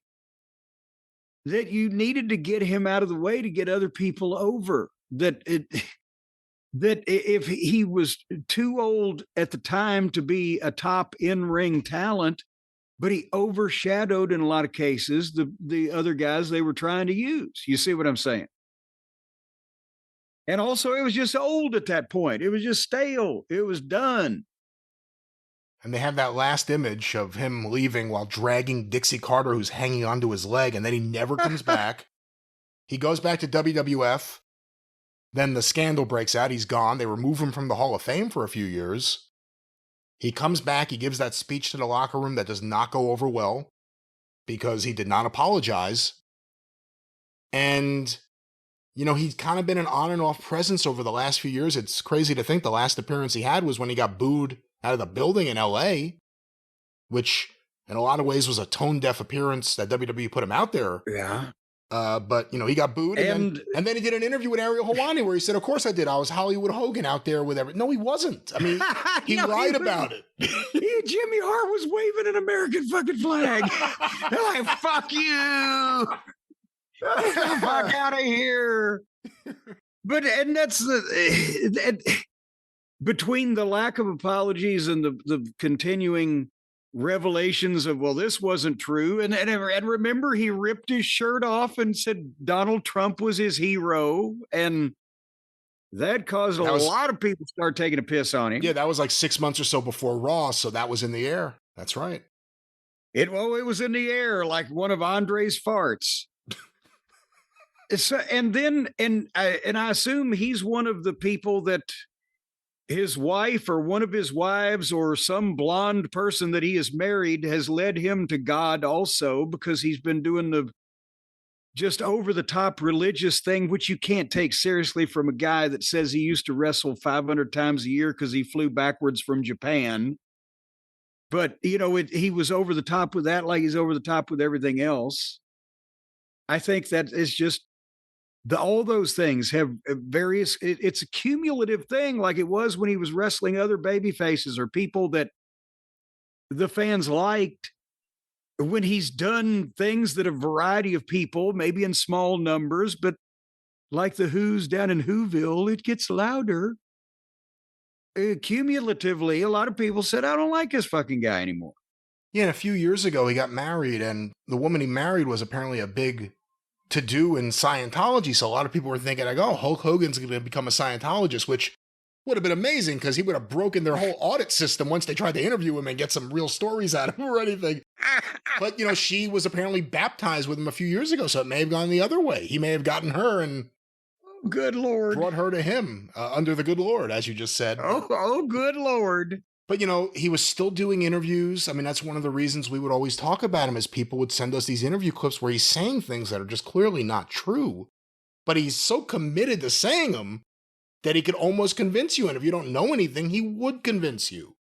And random projects and products that would pop up. Now there's the Hulk Hogan Real American Beer commercials all over Raw, and Real American Freestyle Wrestling, once again, him and Bischoff. That was about to launch with him as the commissioner, and there were just articles in the paper a month ago, 2 months ago. Him and partners bought a building, or bought a storefront across from Madison Square Garden to open up a Hulk Hogan bar. That's right. I remember we talked about that at the time. Or him and investors are looking to buy Hooters. And, we should say, because we talked about... I've been out there looking to buy a few Hooters in my time, but I didn't realize he was that frisky these days. You mean the restaurant? The restaurant chain. And I believe it's also based in Florida, or at least originally. But, we talked about the Bubba the Love Sponge stories a few weeks ago when he started coming out. I believe, again, the same market. I believe it's still Tampa, saying that he was hearing that Hulk Hogan was on his deathbed. Of course, they had a big falling out. You have to say, it turns out he probably knew what he was talking about, a lot of these things. We started hearing from people, without exposing any sources, a variety of people who seemed to, more than one person, who seemed to be aware, based on what they were saying, of certain things happening medically. And it seemed to be a pretty grim picture. They kept putting out positive statements. I know Jimmy Hart the other day said that everything was fine. He was doing karaoke with Nick the other night. But it was clear that there were some really serious medical issues, and, they said cardiac arrest. It hits suddenly. And again, like I said, it's a conflicted feeling for a lot of us. It's a very complicated legacy. It's the character, it's the important role the character played, and the things that the character was a part of.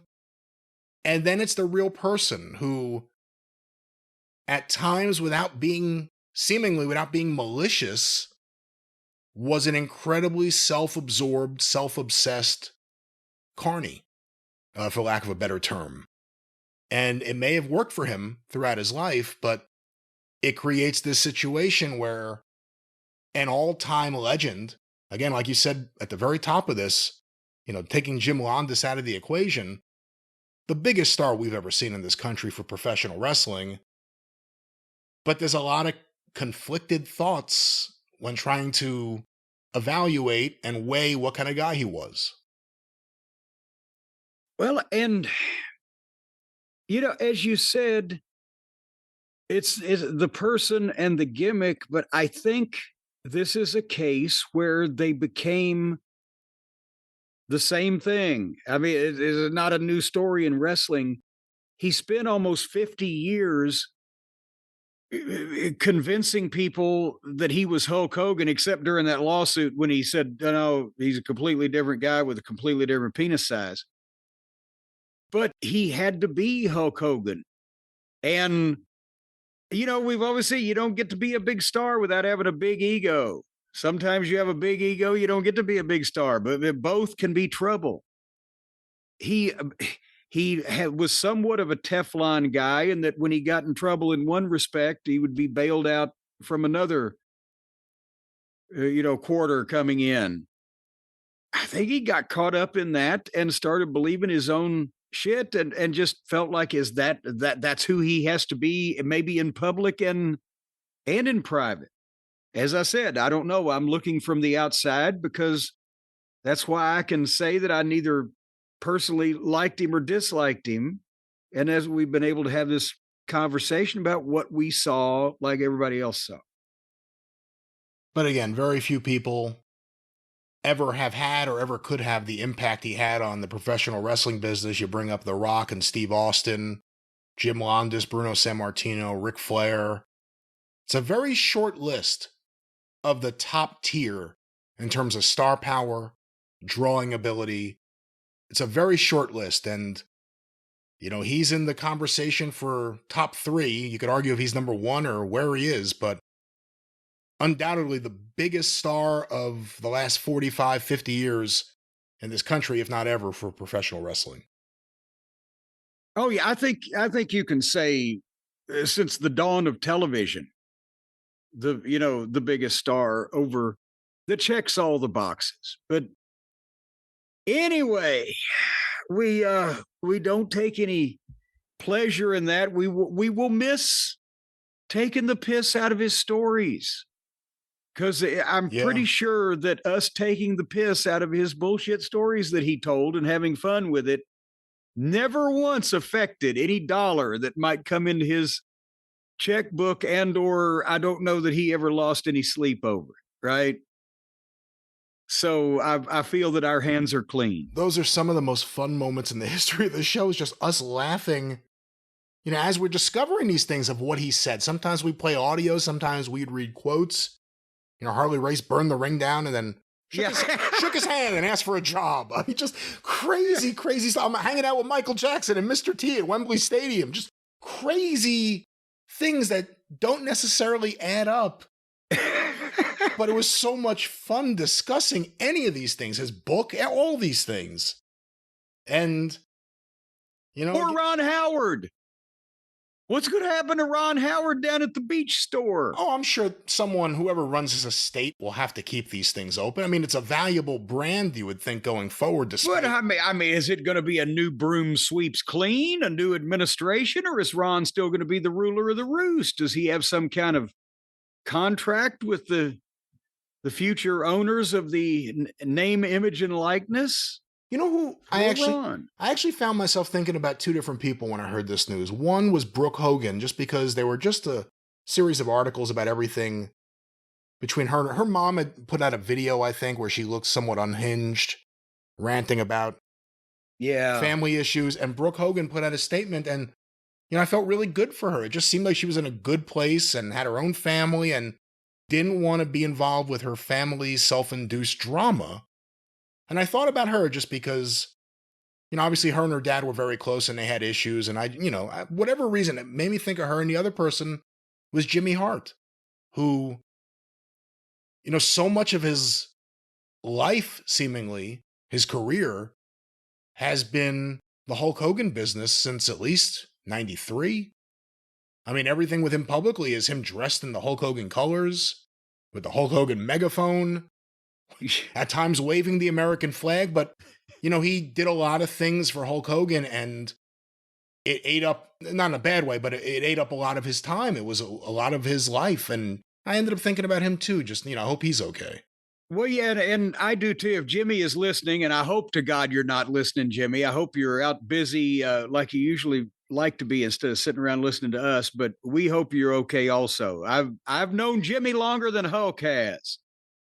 But yeah, that's the thing. And at the same time, Jimmy's always out doing his own stuff. Jimmy's doing things that we never hear about or dream of, but he can't sit still from my experience with him. But they've worked together. Hulk knew how valuable Jimmy was and how he could trust him, how he's honest, he's dependable.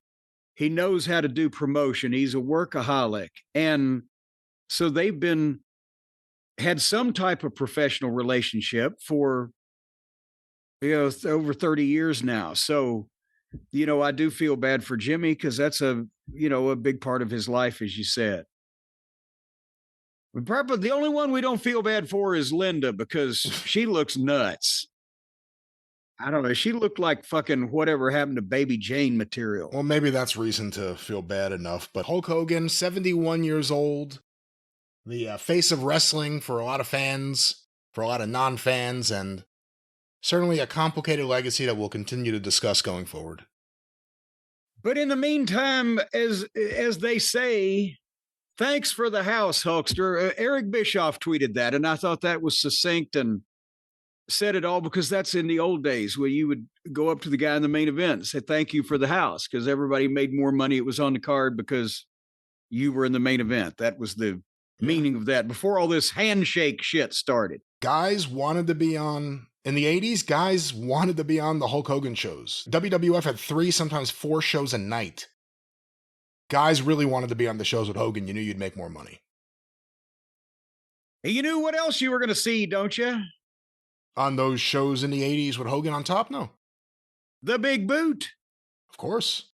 The Big Boot, baby. And I'll tell you what, not to have a morbid transition, but this is broadcasting and we do have sponsors. And ladies and gentlemen, I'm proud to say that one of them has recently come back and said, give us some more of that. You got any more of that sponsorship, baby?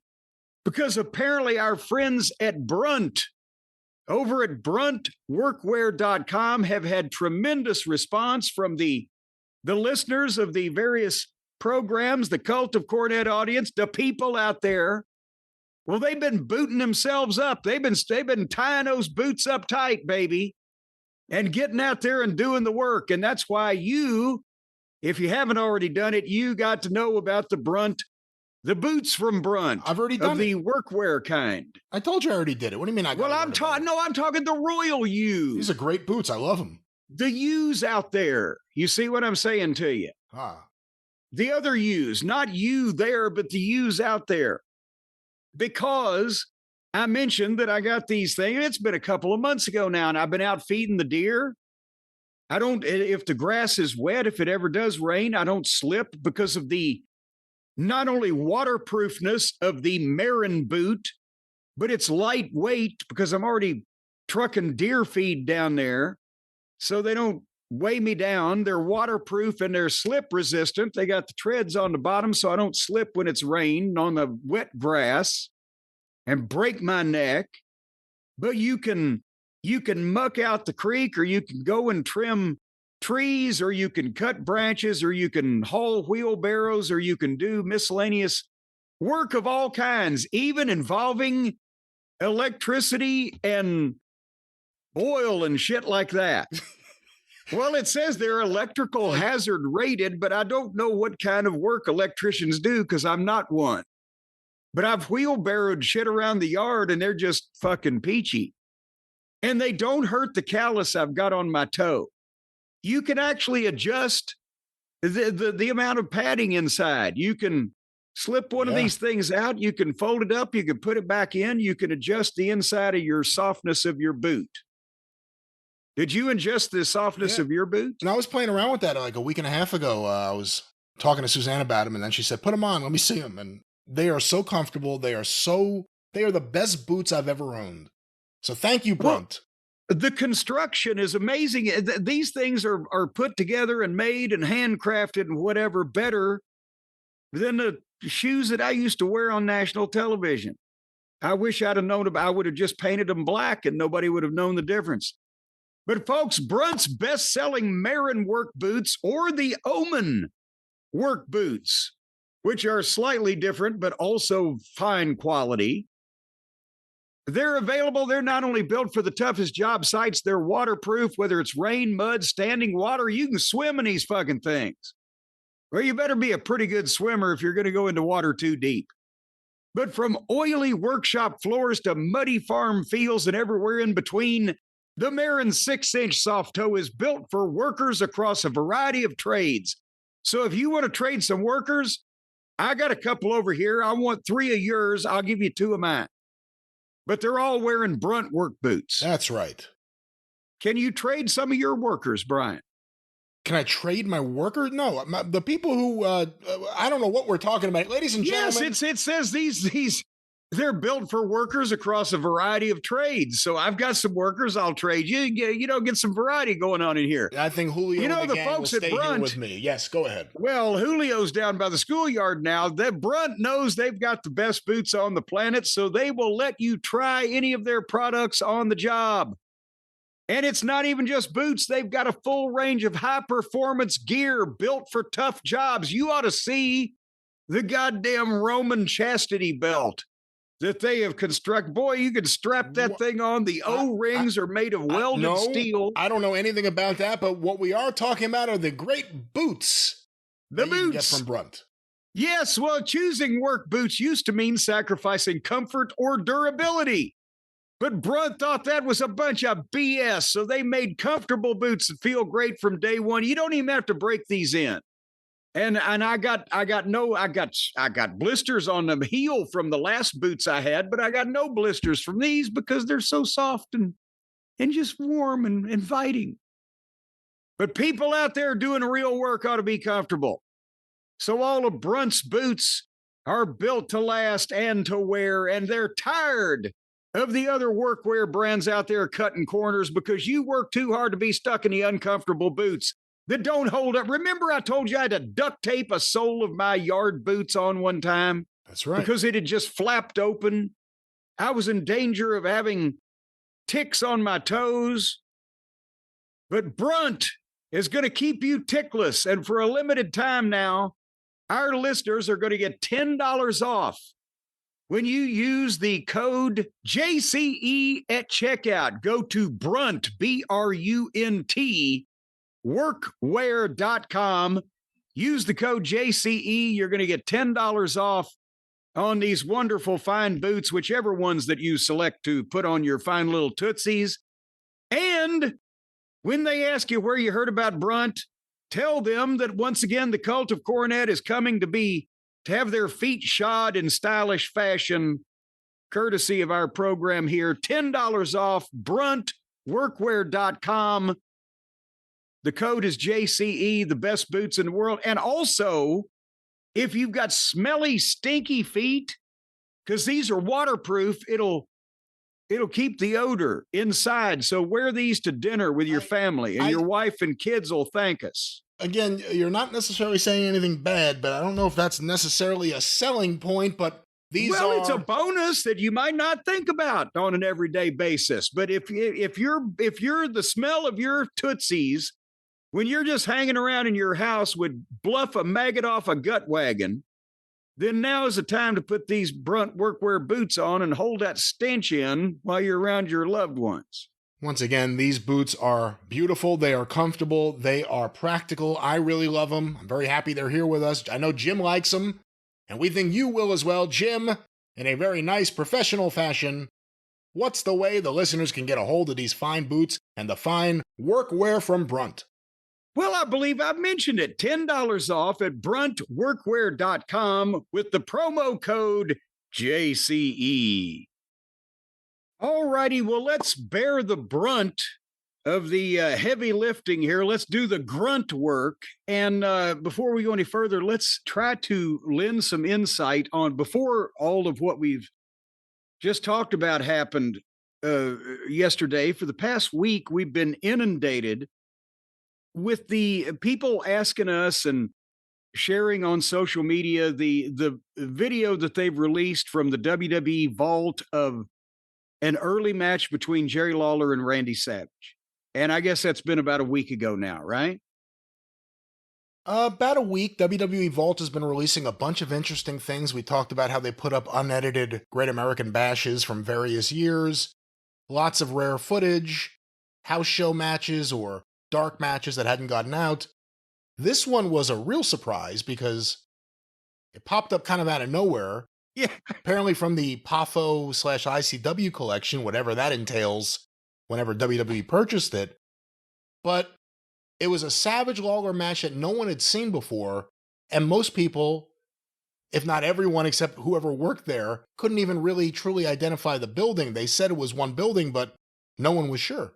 Well, and I've got some insight short of calling Randy Hales, but I actually didn't, think it was important enough to bother him to say, hey, were you there on March 23rd, 1985 or whatever? But here's the light that I can shed on it and explain how this confusion started. This was not an ICW event per se that this match was promoted on and shot at, because ICW as a thing had ceased to exist probably a year beforehand. It was a Memphis show promoted off Memphis, the Memphis crew. I'm not saying that Angelo Poffo might not have been the local promoter, but here's the deal. In late 1983, as we've talked about here on the program before, Lanny Poffo had already left and he was working preliminaries for Bill Watts in Mid-South Wrestling because he was there. We worked with him first couple weeks we were there in December of 83. Mid-South had promoted that Randy Savage was going to be coming in also. Angelo was closing down his promotion. They couldn't make it anymore, and he was trying to find jobs for his sons, right?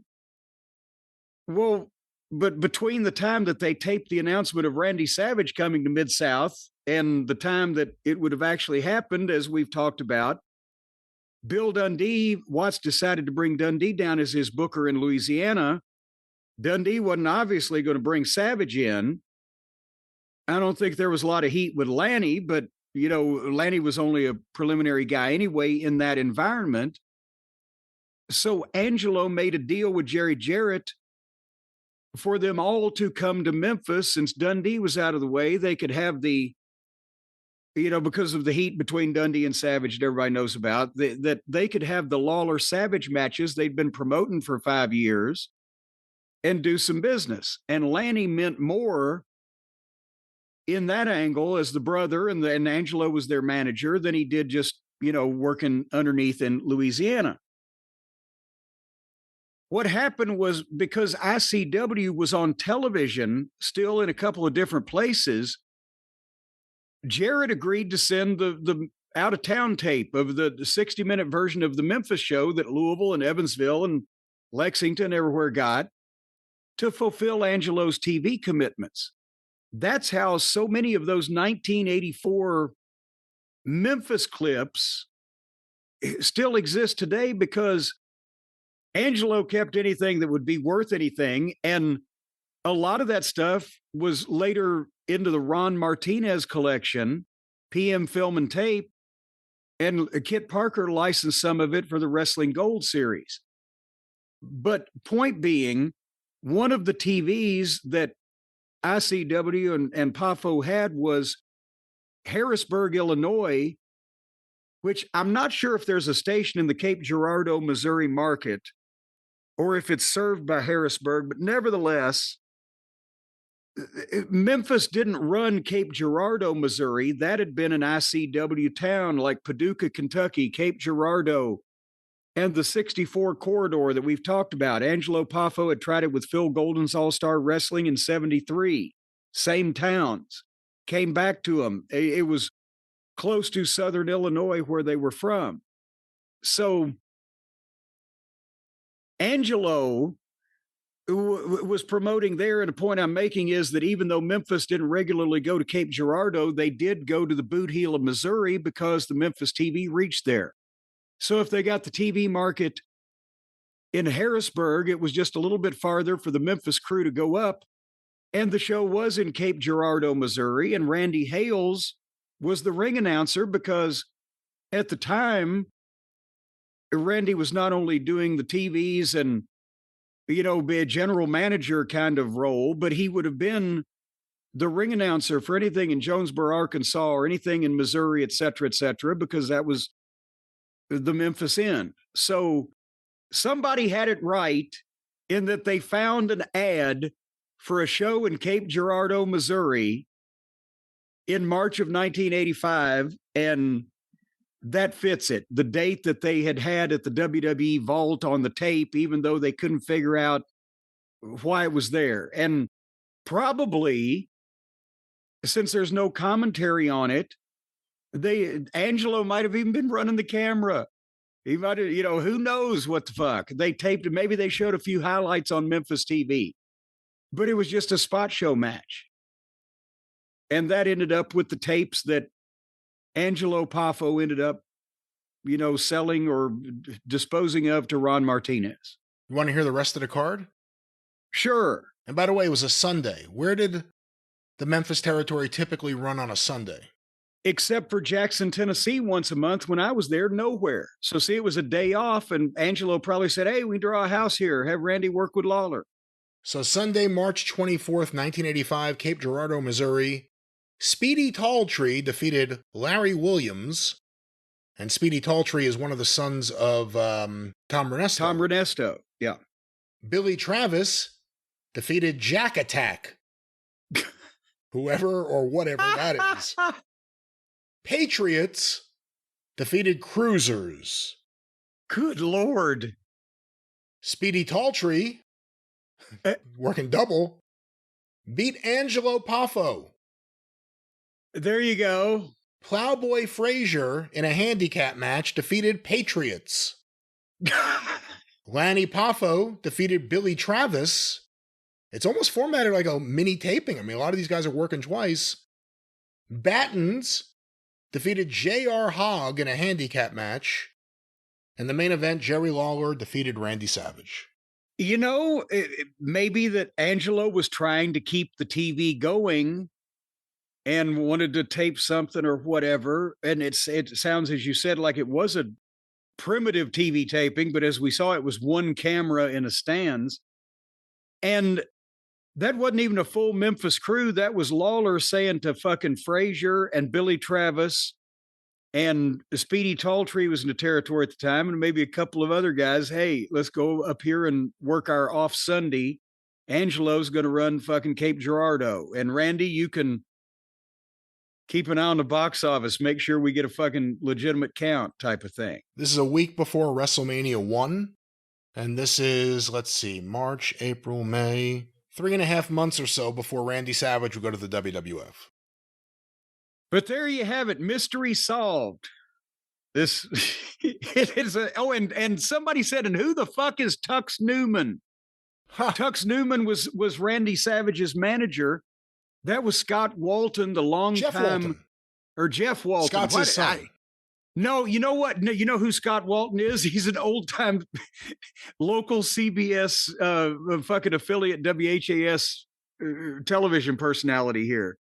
But Jeff Walton, who was the longtime publicity agent for the Los Angeles office, had, because he wanted to dip his toe in the managing world, and he got booked in Memphis to come out and be a manager, Tux Newman, for, I would say, a brief period of time. They needed a manager. This is right when Jimmy Hart left to go to the WWF right before WrestleMania 1, and they needed someone, and Jeff had been around the wrestling business for such a long time. He had done so much for the Los Angeles office. He had run the Freddie Blassie fan club as a fan, and then got involved with the magazine end. And Vince McMahon wanted Jeff to run what was Victory magazine and became WWF magazine. Jeff was one of the first people Vince picked. I think Vince brought him to Connecticut. He put Vince in touch with Theo Ehret. That's why there's a brief period of time where there are Theo Ehret WWF photos, like in their magazines. And then it didn't work out, and he ended up doing some stuff with Norm Keitzer. And then he wanted to be a manager. It was something he always wanted to do. Bleached his hair. Became Tux Newman in Memphis. And you have to say, he was actually pretty good. He was good. The blonde hair was a little much to take, knowing what he normally looked like in real life. But he wasn't bad in yeah. And probably a little Freddie Blassie influence there. He managed. There's also footage of him managing like for California Championship Wrestling in the 80s. But it's unfortunate the business changed. Otherwise, maybe he would have done more as a manager because he was pretty good. But that's the explanation of that. But Brian, let me ask you this. Can you possibly explain to me why somebody has not told our old friend Flop Dollar to just calm down before he hurts himself or somebody else for that matter. But so far, he's mostly trying to kill himself. He's done it. Remember the dive over the top rope where he couldn't clear the top rope and did the flip, and everybody shared the clip and made fun of him and etc. Now he's figured out a way that he's guaranteed to clear the top rope. He's using a ladder. Did you see the big bump or the two big bumps from the TNA? Was that on pay-per-view? Slammiversary. The big show, they drew 7,000 people in Long Island. We'll talk about that in a second, but I didn't obviously watch it because I've been out of town, and we're going to talk about that in a minute. But the clip was all over Twitter. He's on the ladder, and another guy's on another ladder, and the other guy is going to push them over, both of them over sideways together. And the theory is, ladies and gentlemen, the theory is that as they think they're two dynamite kids is what the theory is, but there's ladders braced from the ring apron to the railing around the ring that keeps the fans back. And each of these guys, as their ladder turns over, they're going to fall off the ladder over the top rope and land flat on these other ladders. Brian, have I described that accurately? And is it come across as stupid as it looked? Again, I think you did. I only saw the one clip. You said there's two. I only saw the one clip of the one ladder spot, which that was all I saw.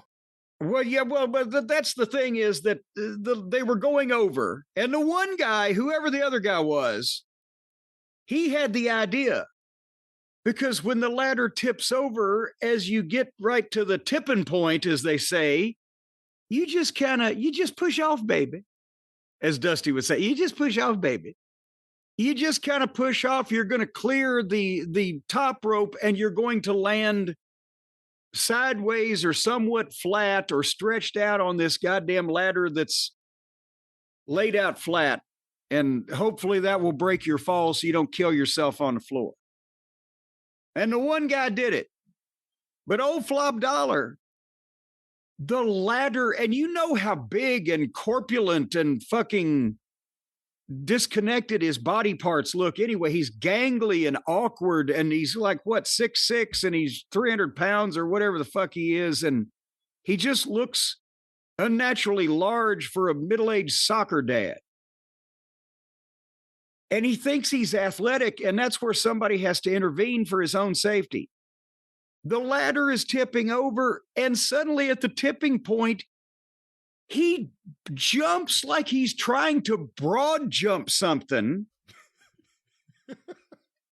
Some invisible hurdle that he's clearing in midair, and he came down feet first toward the ladder. But the ladder is just rungs. There's holes in it. So both of his legs went through the goddamn ladder, and he crotched himself on one of the rungs, which I think his legs caught him somehow, so it's not like he neutered himself, but the thing bent and collapsed. He could have broken both his legs. His legs were stuck in the fucking ladder. And it looked like he was jumping off a bridge trying to commit suicide. It was the most obvious thing, right? Like, I'm going to jump as far as I can now. Well, again, I don't know if he thought out the ending. That was the clip I saw. I haven't really seen too much TNA or Top Dolla lately. I hear he's doing big things. Well, they had to walk through it or at least talk about it. And somebody had to describe to him, because the other guy did it right. If you can say there's a right way to do it. But then apparently the match went on. And the second clip, he's on the ladder in the ring. And there's 4 other guys behind him. And he's about halfway up the ladder. And he does a moonsault off the ladder and misses all 4 fucking guys. And it's somebody for his own safety needs to sit him down and say, look, dude, Uncle Phil, you can't do this shit. You're either going to kill yourself or you're going to land on somebody and kill them. What? Who is telling him that he's capable of doing this shit? You know, he's showing the business. He's showing Triple H, showing everyone, I'll do what it takes. I'll jump off any cliff or try to. I'll do what it takes. I'll sacrifice any opponent's health and safety. I mean, you're focusing on his legs. What about his dick? I mean, he just came right down on the that's what I was thinking. Oh, he's going to crush his balls. But no, because he's so tall and long, gangly-legged. I think his feet hit the floor before it successfully castrated him. But that's the thing, is his legs are stuck in the ladder at a high rate of speed. Well, look, you got to give him credit for his consistency.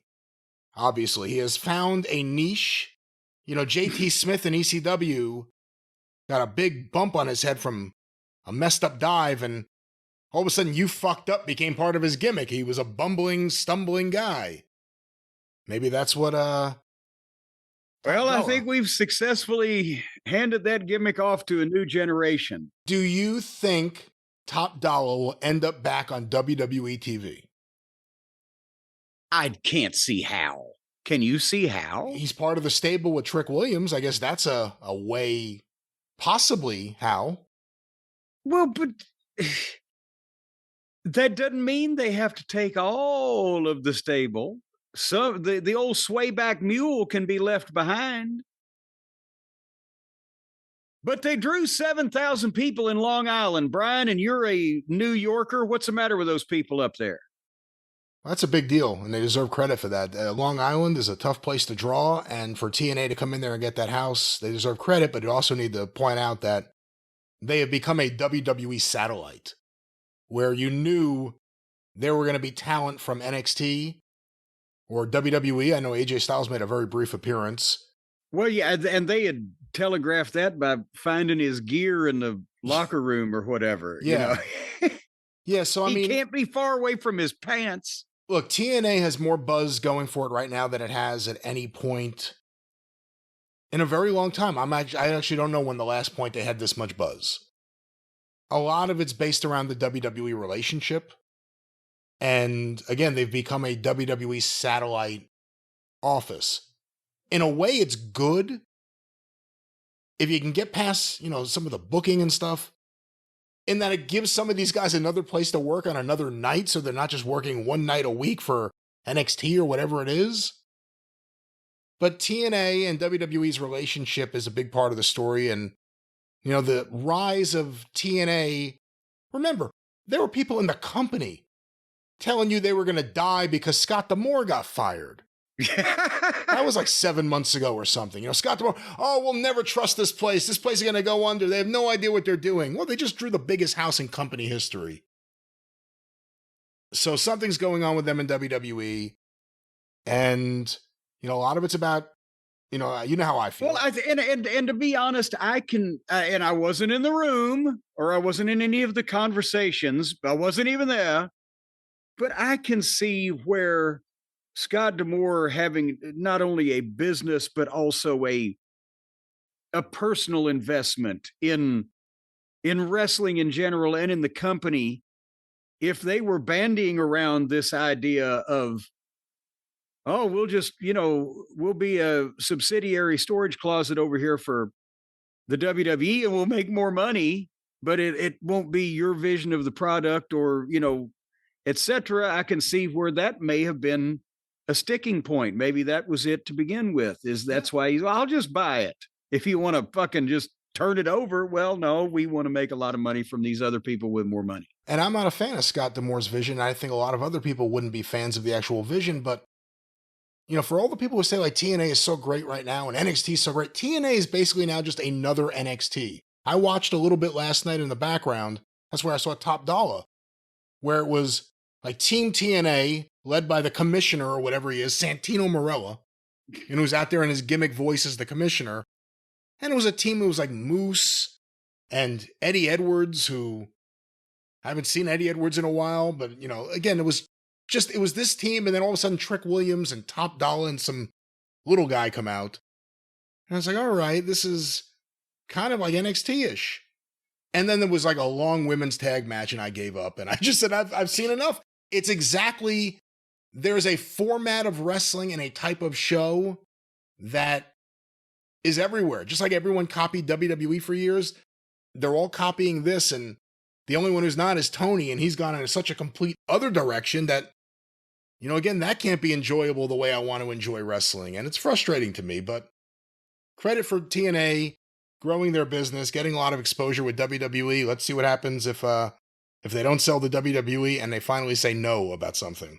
Well, I don't think they're going to sell. I don't think they're going to say no, but I don't think they're going to sell because as long as it's set up this way, it benefits TKO, WWE, whatever entity might be benefited from any type of antitrust or monopoly or unfair trade practices or whatever, or just ganging up on people.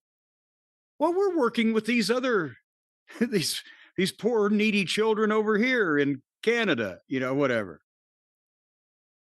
You know, but WWE, anyway, WWE has a whole system now. I mean, it's really, when you think about it, it's the two main brands. It's NXT, it's AAA, and it's TNA. All these different places they could send people as they sign up everyone they can. It'll be interesting to see what Japanese promotion they'll end up buying. But they're trying to gobble up all the air right now. And, you know, we've said it for a while with AEW. We haven't even reviewed the show yet, but we've said it for a while, the idea that they're going to run into the Ann Gunkel problem where they're not going to be able to get talent. WWE's doing everything they can to make that the actual challenge. And they don't need, they're going to own enough, but they don't need to own everything as long as they're the most important thing in that entity's existence and they're making a lot of money with them. They'll just keep them under their thumb. But Eric Bischoff got some attention this week. He was on the Ariel Helwani show, and I don't have the quote in front of me, but I think it was something along the lines of, TNA can surpass AEW if they just get a good TV deal. That's all it would take. Do you think it's that simple, or what do you think? From what I saw from watching the one TNA show, they would need some content.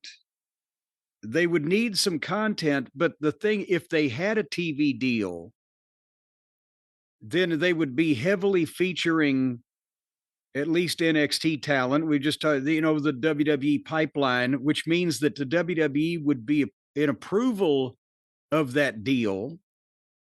And then they would probably be supporting it, and they could probably figure out a way to outproduce and or hot shot or whatever. So yeah, TNA with a TV deal would be dangerous to AEW if they let WWE pretty much run it for them. Well, we'll see what happens, but something to keep our eyes on, the rise of TNA. You know, I used to take those trips when I was with TNA, Brian, and I would go pert near 1,700 miles round trip. And except for the burden that I would face actually at the shows, it wasn't that bad a trip a lot of times. There were trials and tribulations, but sometimes it was just boom, cruising down the highway. But I went out of town this past week, and it was not just cruising down the highway. I had a week where I had the most fun time anywhere I've been in just years and years. And the trip to and from it was the unluckiest that I think I've ever been, or at least in 30 years on the road, just for the frequency of what the fuck things going on. And I will tell you folks now that I'm back and nobody can come and ambush us. I went with some of my oldest friends, and I mean that in a chronological fashion. We're old, we're very old, to see the Jack Pfefer collection at the University of Notre Dame. And we'll talk about it in a minute. And I if you've listened to this show very often, then you know who Jack Pfefer is. But for the kids, we don't want you to be left out. So you got a minute or two while I tell this other story, Google Jack Pfeffer, Pfeffer. But I went to the University of Notre Dame, where that collection is located, with the other members, Brian, of what we now call the Flying Toehold Club, which consists of my oldest and best close personal friend, Bobby Fulton of the Fantastics, and Tom Burke, who I've known for, good God, I've known him for 2 years longer than I've known Bobby, so 47 years. And Tom Burke's friend, Chris McMahon, who I just met, who's much younger than us, but who was just a wonderfully helpful individual, and because he's a school teacher and he's smart and using all the modern technology. His brother, Pat, didn't believe him when he said he was coming with me and Bobby Fulton and Tom Burke to the Feffer collection. So, Pat, go fuck yourself. How about that? What did his Uncle Vince think of it? There's no relation. Yeah, sure. He is he's red-haired and nothing like the dark and evil McMahons. He's the light and happy McMahon. He's a happy, peppy McMahon. But anywho, what? It's the awkward pause after that comment. I was clearing my throat and I was just about to jump back in, but I'll jump back in anyway. But anywho, he said as he jumped back in, we went up there, but as I said, I was happy while I was there. We're going to talk about that. But people wonder why I don't go out of town and I don't take trips. So what the fuck? It's like the old Rodney Dangerfield line. I got up this morning. I opened the door. The doorknob fell off. I picked up my suitcase. The handle fell off. I'm afraid to go to the bathroom. I'm afraid to leave the house again. I'd been planning this trip for weeks. And Brian, you know the weather down here, it's been the pop-up torrential downpour thunderstorms in the afternoon because of the high heat and humidity. But there hasn't been like widespread rain coverage. And the forecast a couple of days out was the same thing. Oh, you're going to get thunderstorms, downpours in the afternoon. I said, I'll just leave. It's 280 miles. It's like a 4.5 hour drive. I said, I'll leave about 11 o'clock in the morning and I'll just be out of that hole. And I even checked the weather up South Bend. It was going to be cloudy and whatever. Indianapolis, same thing, maybe pop-up storms in the afternoon. Well, Sunday morning I get up and I figure I'll just check the weather for any updates. So this is about 8 o'clock here in Louisville, right? I checked the weather. Same thing for Louisville. Same thing for South Bend, which is where the University of Notre Dame is located, if I haven't made that specifically abundantly clear. And in the middle of Indianapolis, high chance of severe thunderstorms with downpours and torrential rain at fucking noon. What? And I look on the national radar and there's a big blotch of goddamn storm rain coming across the Midwest. It looks like the spaceship in Independence Day. And it's going to, because Louisville to South Bend, as I said, 280 miles, it's directly south to directly north, straight up. This, and Indianapolis is right in the middle, and this thing's coming right to cut me off from where I need to go. I said, fuck, that looks bad. I'm going to leave now. So I get in the car, wake Stace up, the weather, I got to go. And I get all my stuff together and I get in the truck and I'll leave about 9 o'clock, right? So I'm going to get past this rain.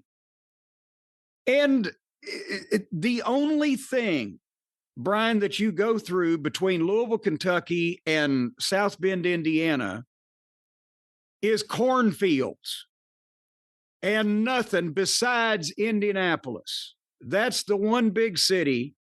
You got to go around the 465 loop. There's all kinds of traffic and construction on it. The ramps go all kinds of different ways. It's 30 miles. It's a shitty little loop. And otherwise, you're driving through the fucking cornfield. I get almost to the Indianapolis loop and it starts getting a little drizzly. And it's a little bit more drizzly. And then I'm almost ready to get on the loop, and that's when a kind of steady rain starts, but it's not too bad. And it's Sunday morning, so the traffic ain't horrible. But the farther I go around this loop, the goddamn darker the skies get. And then I start seeing the lightning coming. And then there comes the goddamn downpour. And it's almost pitch black, and people are slowing down, and you can't hardly see with the orange barrels in the construction. And I'm just a few miles from where I get off this thing and get back on the highway that will take me all the way to South Bend. And I can't get off this loop, and you don't know what the fuck's going on, right? So I figured if I just get to this exit, then when I get off, the first thing I'll do, I'll take the first place I can pull over. And then the deluge, and the people have their flashers on. And I take this exit, and immediately you can get off to the right, and I take this ramp. I can barely see anything. The fucking rain is blinding. I get down to the bottom of the ramp. I have to go to the right in some fashion. I do that, and over on the side, there's a big, it was a business complex of some kind, but it was closed. It's a Sunday morning, and there's a big empty parking lot. I pull in the middle of that parking lot, and I'm sitting there, and the rain is just hammering down, right? And I call Stacy, and I tell her that I've pulled over. I'm going to wait this rain out. Okay. And then as I'm sitting there, Brian, I realize I've been in the car for over 2 hours now. And I'm watching it pour rain like I'm standing in a shower. And I'm in the middle of an empty parking lot with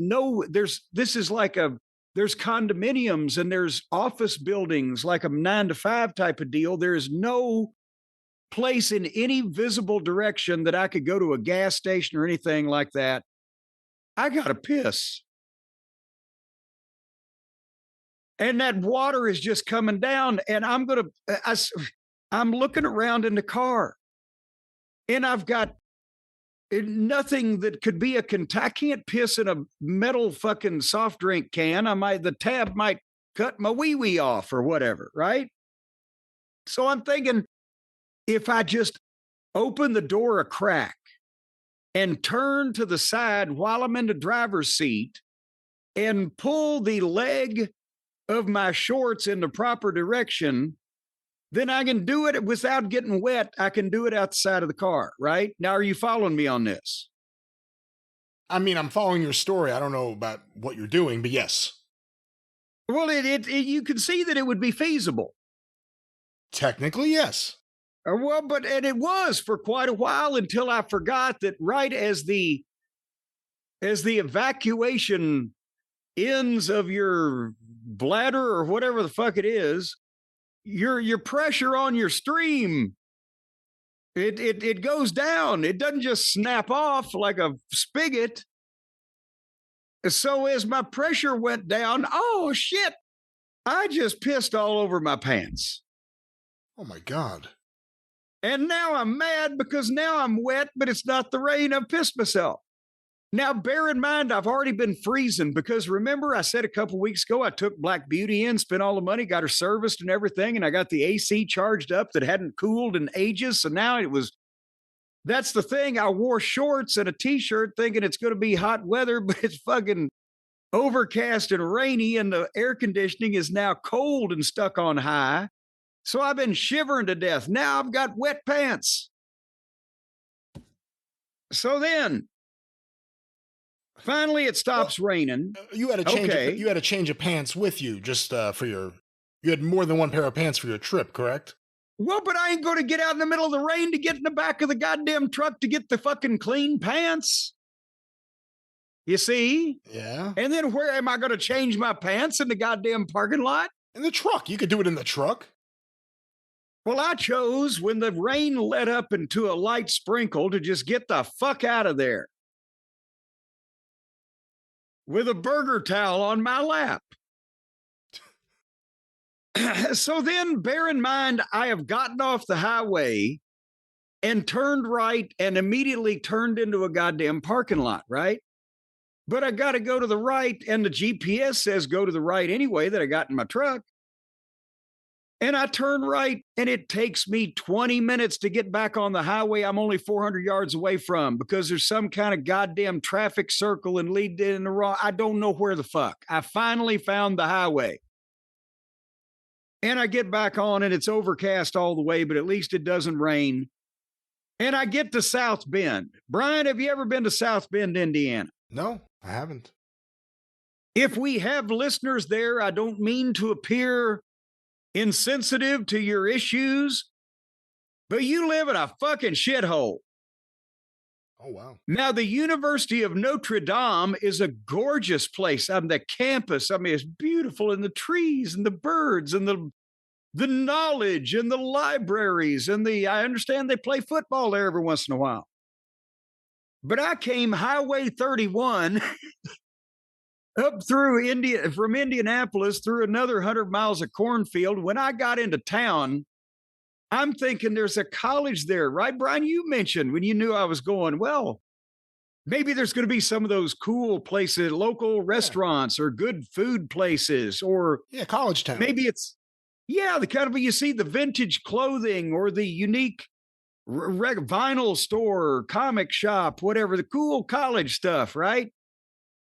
If you go to South Bend, if you need to pawn something, then I know a variety of places you could go.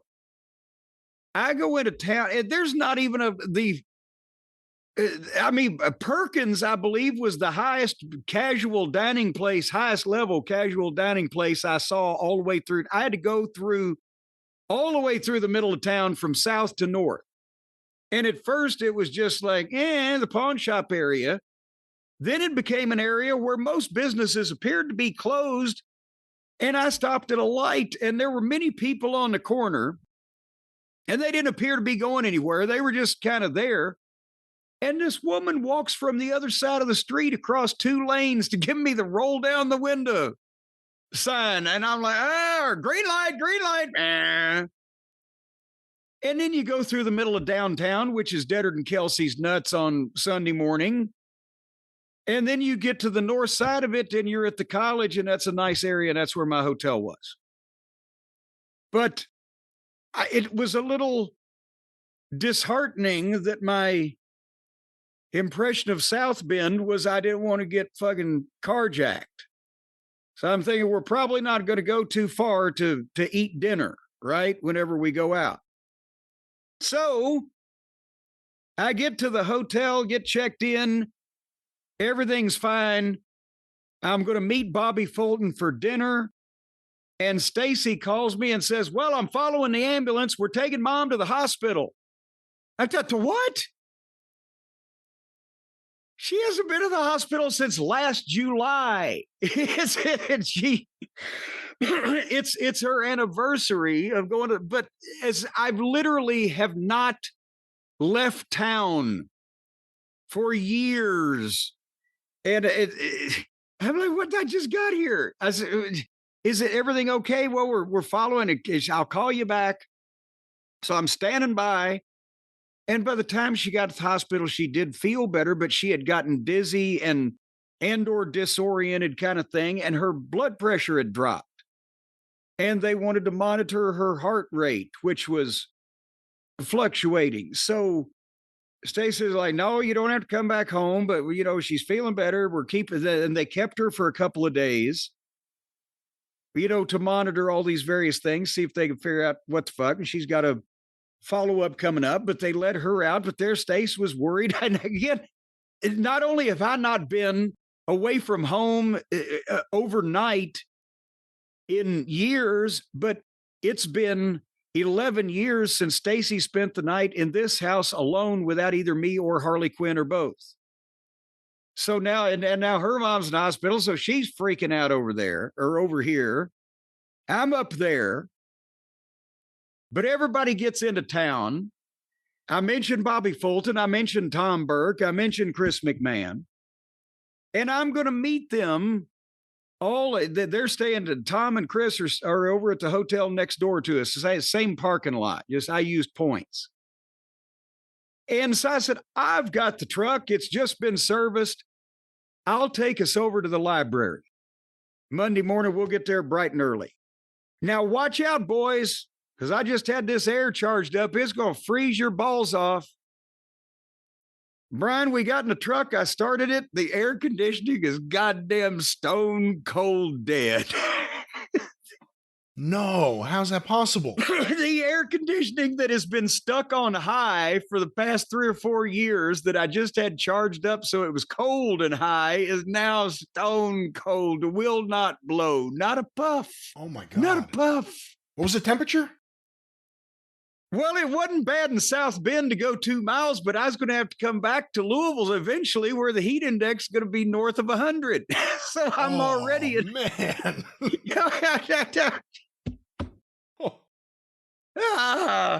So then we go on. Tom said, I know how to get there. I'm doing this from memory now. Well, we ended up parking in a lot.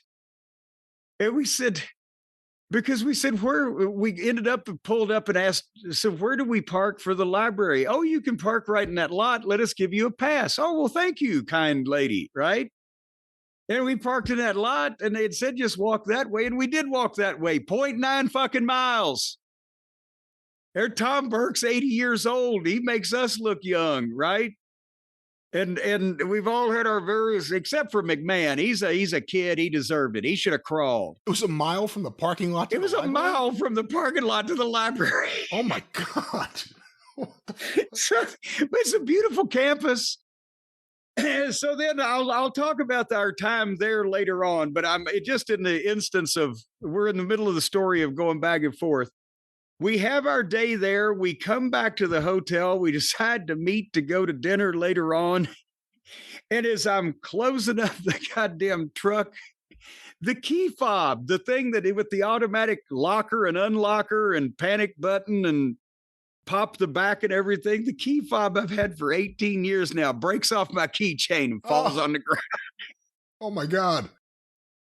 I mean, what the fuck?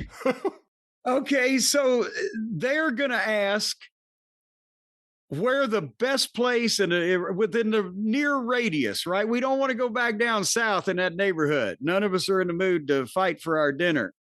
They ask at the desk of the hotel, where's the best place we can go eat within a few mile radius of here? You know where they sent us? 2 miles down the road to the restaurant at the Embassy Suites. They sent you to another hotel? They sent us to another hotel as an example of the best place to eat around the area. And it wasn't even the goddamn, where they asked, it wasn't like they're sending us to another Hilton chain. They just said, no, this is the best place to eat around here. Because like I said, Perkins was on the other side of the guy. There was a Culver's. But anyway, so we go down to the fucking Embassy Suites and we have again dinner. But I ordered the cheeseburger that's on there with all the loaded with the cheese and the onion and the fucking bacon and the whole 9 yards. And everybody's food comes and everybody's perfect. And I looked at it, mine, and they've given me a hockey puck that was burnt to a goddamn broiled crisp with nothing on it. No bacon, no onions, no dressing of any kind, just a lone dead slice of cheese. So again, I asked the lady, I said, oh, I'll take care of it. She gave it to me and comped it. But it's the idea that, again, I'm the only one that, what is it about me? Everything I touch is turning to disaster. So more on this later. The next day we took the shuttle because they found out that the hotel shuttle would have taken us to the goddamn library and dropped us off at the front door. So we did that the second day and it came and picked us up and brought us back. And as I was going over everything, I had noticed on Sunday morning, actually, before I left, but my gum on my back tooth was a little touchy. And I thought that maybe I'd stuck it with a tortilla chip or something the day before, or whatever, that kind of thing, right? No big deal. And for the past few days I've been occupied, but I didn't have any real discomfort. But I noticed on Tuesday night, it's getting a little touchier. And I look in there, and there's the gum next to my back tooth is swollen up like the size of a large kernel of corn. I'm like, what the fuck is going on here now? alien is popping out inside my mouth. So Wednesday morning, I get up early and I have to call Stace on the way to say, hey, can you get me a dentist appointment so they can see what the fuck's going on here? But I've decided on Wednesday, I'll leave at 6:30 in the morning because that way I can beat the heat, right? It gets daylight. I'm an old man. I'm up anyway. So I get in the car at 6:30 in the morning. I check out of the hotel. Before I even get on the highway, I pull right over and I fucking gonna fill up with gas, and I get out and I open my wallet and I look, and goddamn, I've left my credit card Monday night at the restaurant for that dinner. I didn't get it out when I signed the check. We were talking. I got distracted. I left it in the folio. And I've said, motherfucker, this is the first credit card I've ever lost in my life in 45 years of having credit cards. And so I have another card. I don't mean to say that I was destitute then, but here's another thing that I've never done before. So then I get the gas, I get in the car, I'm driving. Now I find out the air will blow if I'm driving 60 miles an hour down the road. But if you stop, you're fucked. So at least I wasn't completely miserable. But I got home and Stace had called the dentist and got me an appointment. And just to finish this story up, I went to the dentist on Thursday, as I mentioned earlier in the program. When we were hearing the news, I had a numb face. This tooth that has not hurt me in any way, that has not been sensitive to any kind of heat or cold, got infected because there's a crown on it from many years ago. But apparently this insidious, whatever the fuck, bacteria got underneath in a cavity area that's underneath the gum line. And she's, oh, you'd never be able to clean that by yourself at home. That tooth has to come out. What? It's just the gum. The tooth has never hurt. The gum's been puffy for 4 days. No, it's loose. It's rotten underneath. We got to pull that son of a bitch in the near future. Right now, here's antibiotics, and we're going to fucking irrigate your goddamn infection. So when I talk about the bad tooth I've had with the post and everything, I can understand. But no, that's just been sitting back there minding its own business. Never bothered me a goddamn day. Oh no, it needs to go. I'm never going to leave town again.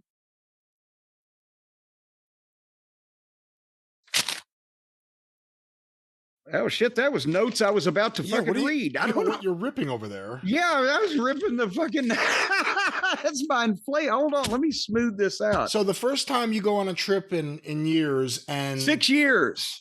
You piss your pants. Except for Bobby Eaton's funeral. You piss your pants, you get caught in a storm. There's no food that's any good anywhere near your hotel. I ate hotel food 4 days in a row. You walk longer than you've walked maybe in years. You walked a mile. 2 miles. I'm losing a tooth. My truck is now, because now for the next week, it's going to be 105 degrees in Louisville. I can't just drive around town, which is all I ever drive. I can only get air when I'm going 60. So I'm going back over to see my man, Tyler. But I have to do the dentist thing I'm on the antibiotics right now too, so that the blood poisoning doesn't go to my brain. But does the key fob falling apart end, all of a sudden you need it and the air conditioning is gone? Does this change your thoughts about possibly getting a new car? No. New truck? No, I'm gonna do something. I don't know what to do about the fob. The fob may be fucked, but I'm gonna fix that air conditioning. It's just a measly air conditioning system in an otherwise passable vehicle. Can't you just fix up the LaSalle and drive around in that? It's getting to the point where it might be easier to restore the LaSalle than to restore the Expedition. Yeah, you don't need a key fob for that. But anyhow, let's go back to the reason for my trip and the fun that I did have. And hopefully everybody's looked up Jack Pfefer by now. But for the purposes of this discussion, a lot of the modern research, the books, Brian Solomon's books, Tim Hornbaker's books, research has been done at this Jack Pfefer collection of papers at Notre Dame because it's the single largest by, I would imagine, multiple times, I don't know how many multiple times, largest collection archive of wrestling documents, inside wrestling business information from the late 20s to the mid 60s that exists anywhere in the world and ever probably has been assembled. It encompasses every piece of paper, every document, every telegram, every letter with the envelopes, every business record for the most part that I can determine. I mean, you can only see a small portion of it in a month if you're an individual person, but every scrap of paper, record, clipping, photo, press release, poster that came into Jack Pfeffer's hands in the 40 years that he was in the wrestling business. And I say that, but there's apparently, from what they say, there is a gap, unfortunately, during the 1930 to 1933 years, the biggest years of business in wrestling, that they think may have gone into another set of hands because the way that Feffer was able to retain all this shit and the odd duck that he was, the motivations for it, etc. He had, not only was he one of the old time wrestling promoters that kept a hotel suite or room or whatever in like one of the hotels in New York City, the Piccadilly Hotel. Yeah. Yes. And I mean, this was the days where the hotels weren't the Hampton or the Red Roof Inn or the Super 8 or whatever. It was the Ambassador Hotel in Houston or the, International Hotel in Pittsburgh or whatever. The Algonquin's booked. I'll take the Piccadilly. Yeah. That's the thing, is these were inner city, downtown, old fashioned hotels like you see in the movies. So he kept that, but also he had storage places apparently around Manhattan for years. And he never had a home. He worked out of hotels. There were hotels in Houston, hotels in Nashville, hotels in California. And people would be sending him telegrams to these locations. But nevertheless, so all of this material that he had saved ended up when he was, elderly and for the last years of his life, he lived with the wrestling promoter that ran Boston in the early 60s, Tony Santos, who he had been close with, who was one of the last major market promoters that really relied exclusively on him for talent. And he lived with him and then moved into a nursing home. Tony Santos ended up with this entire 5 tons, apparently, of all of this material. And I mean, it was 50 years ago. Tony Santos was not a young man. There was no call for, preserving wrestling history amongst the business at that point, and not a lot of the fans. But Eddie Einhorn, who was the guy who ran the IWA, we've talked about that before, the Chicago White Sox owner, he was a big fan, and he did kind of like what Billy Corgan did with the Chicago Bob Luce, wrestling records, or, what some of the other, what Triple H has done with some of the title belts. He bought all of this stuff from Tony Santos. Brian, did I mention to you the amount, or did you already know it? You told me the amount. I didn't know the amount before. $1,500. I was 14 years old. I would have got $1,500 together to pay for it back then. But that's like, what, $300 a ton. And I guess Einhorn then realized, well, what the fuck? You know, this is 5 tons of stuff. And apparently it was in boxes with no, the people at Notre Dame try to respect the integrity. When a collection is donated to them, they try to respect the sorting process, the integrity of what the creator, the owner, the person, but there was none here.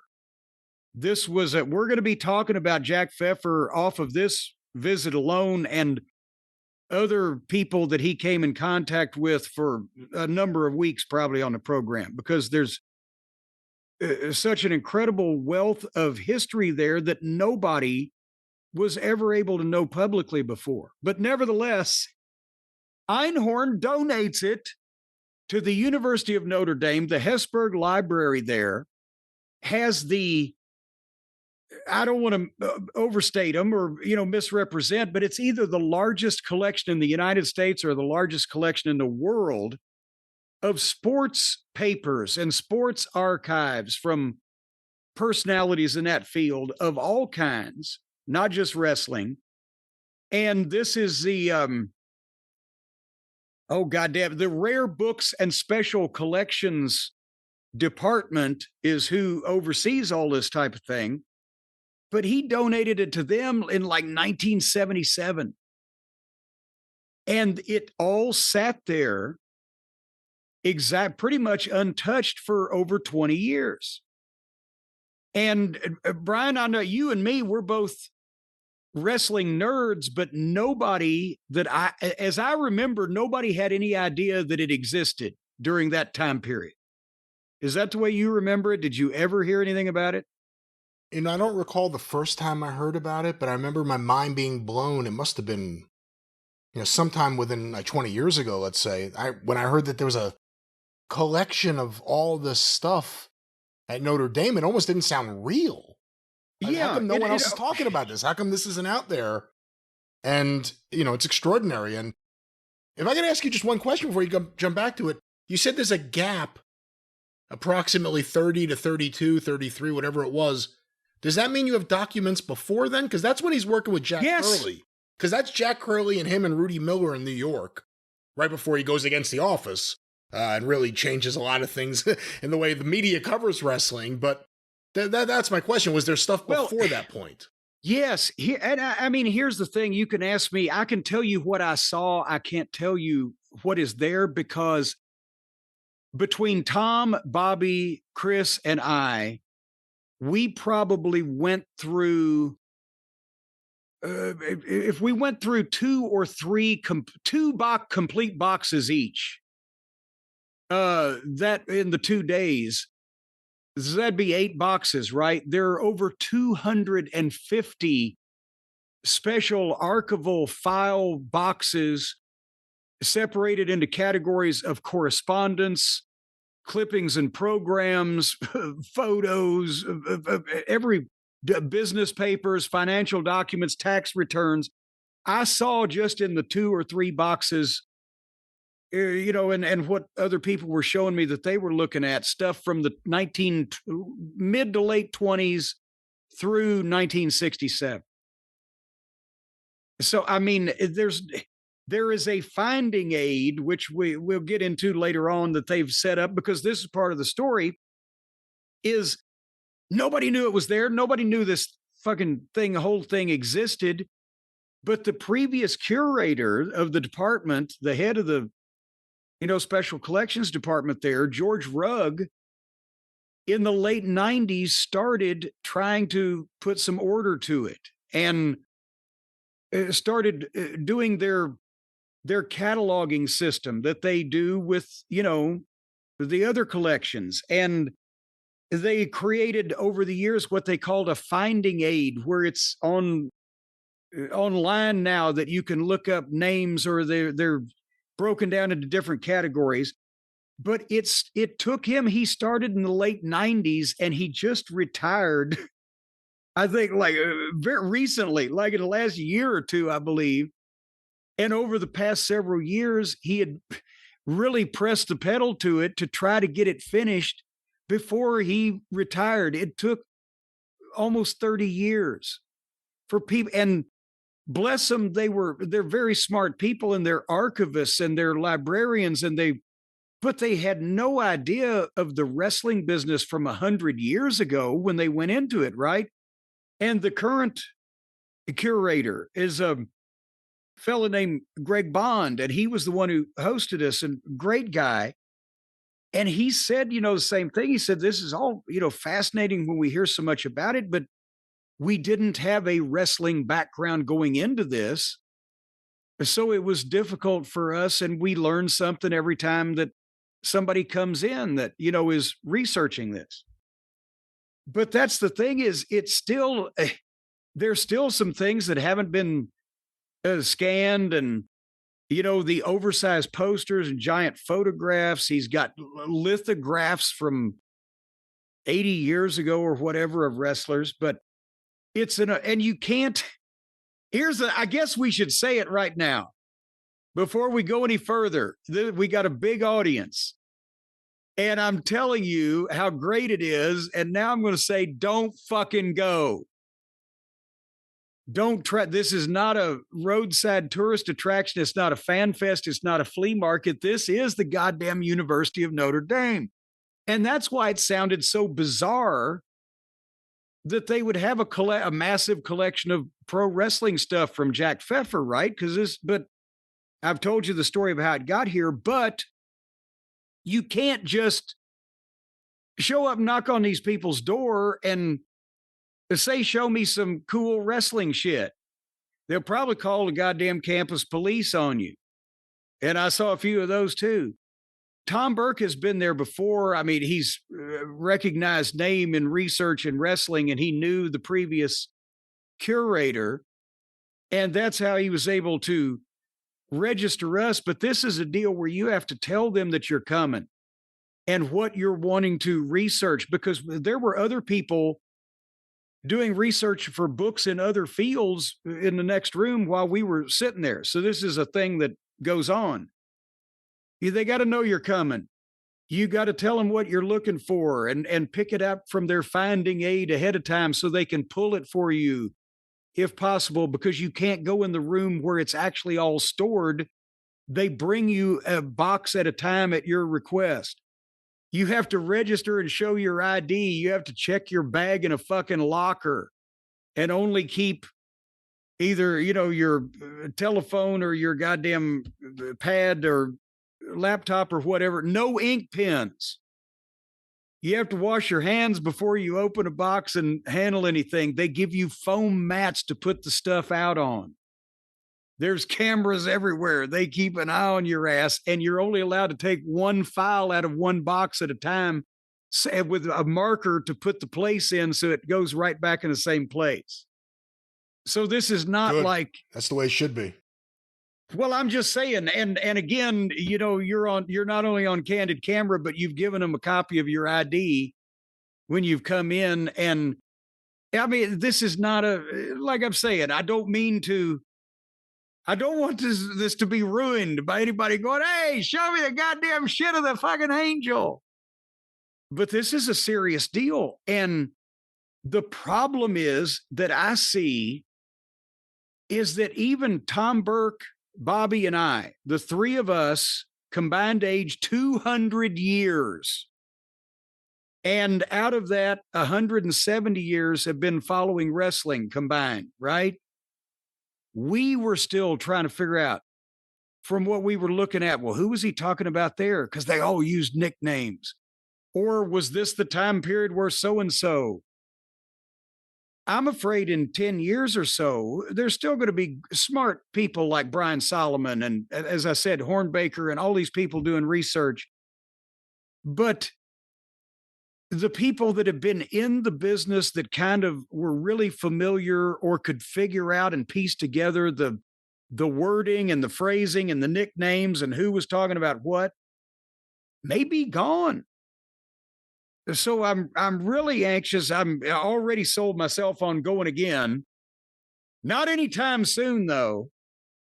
But it's the most amazing thing I've ever seen, that he was able to not only collect this stuff and retain it all those years, but that it end up through fair means and foul, and after 30 years of obscurity, it's actually in a place now where they're preserving it for the future generations that are able to crack the code and figure out what everything means. And so because the thing, it's all paperwork to Feffer. It's obviously not his letters for the most part. I saw his tax returns, and there's things in his handwriting that, he would, the guy was so compulsive, Brian, that you would imagine just a blank standard size piece of white paper, right? There would be figures, down a column, 20 figures, and then the next column, 20 figures, the next column, 20 figures, the next column, 20 figures, $1.20, 75 cents, 60 cents, $1.40. He recorded the cost of his telephone calls and his telegrams. But there's these just pages and pages of these worksheets. And he kept all that shit. But every letter that any promoter ever wrote to him, and every clipping and press release that any of his wrestlers sent in after he got them booked in a place, here's how they're using me, here's how I'm doing. And every telegram that was, it's incredible. I have droned on. Do you have any questions before we move on? I got a couple of things I'll hit you with. No, and obviously this will be an ongoing series of segments for a long time here on the show. So for those of you who love wrestling history, the drive-thru and the experience in the midst of all the contemporary stuff we talk about is going to be loaded to the tits with classic wrestling. One question before you get to this, and obviously you know what I'm into. I'm fascinated by all this. I have a pretty large collection and even some original Pfefer stuff, but I can only imagine how much... fun's the only word I could think of, just the idea of sitting there and going through it. The only question I have for you right now is, what does it make you think about your collection? Does it change? Does it change what you think a possible future could be? I don't know. That's the only thing I'll throw at you. Whoa! Now, how do you mean that now? Tell me that again. Like, would Notre Dame have the Jim Cornette collection next to the Jack Pfefer collection? Well, I don't think it would be for the rare books and special collections division, because I have some files of insider paperwork from the modern era, but even my collection of wrestling memorabilia is still mostly stuff that was sold publicly, or that's, was distributed to the public or whatever. There's plenty of that here too. Rare programs of people I didn't even know ran cities in the United States at this point in time. There's programs from that I've never seen before, but this is all insider paperwork and business at the highest level, involving every major promoter and wrestler in the business at some time or another. And the size and scope of it, your files, my files, everybody, Tootsie's files, whoever the fuck, no, shove them up your ass. It's just not only of the bulk, but of the uniqueness, the rarity, and the honesty, because he's got these other promoters that are his friends. Willie Gilzenberg, in the same letter, he's talking about how the business is going, and he's knocking other promoters. Oh, my wife, whatever her name was, Mabel, says hello, sends her regards. I saw the letter where Stu Hart informed Jack Pfefer that he and Helen wanted Pfefer to be Ross's godfather.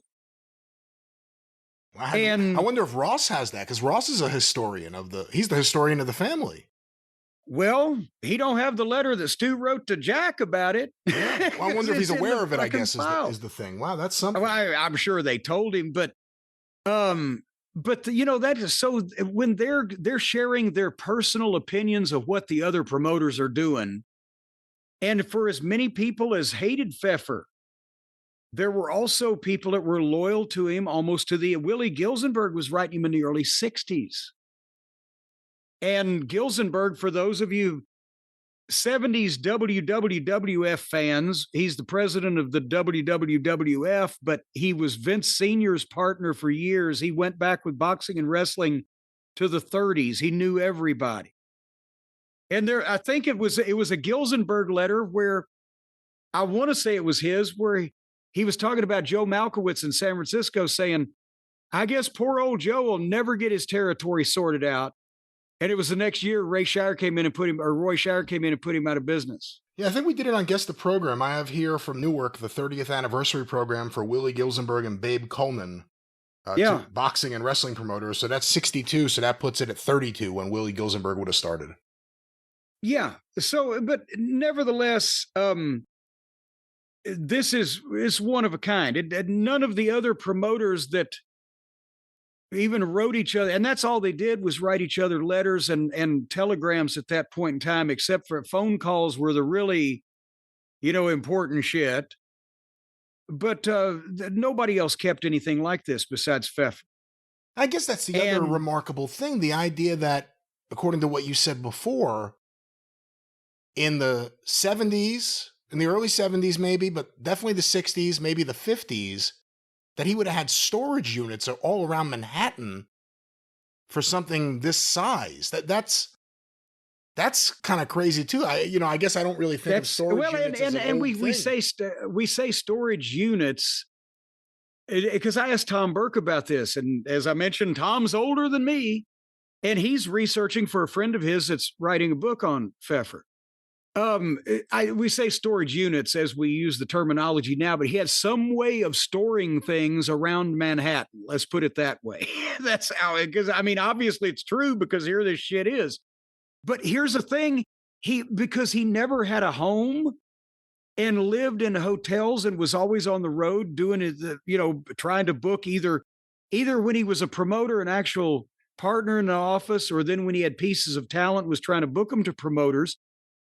He would write off $6 a day for meals 365 days a year off his income tax because he considered himself, he was always traveling for business. Every hotel, every telegram, every telephone call, these were his expenses. His entire life was a business expense. Yeah, and I know at some point, maybe 25 years ago, 20 years ago, some Pfeffer stuff ended up on eBay. I believe it was sold by a nephew or someone who was in the family. So no, I think, and there was a separate collection also that somebody in the Santos family had it.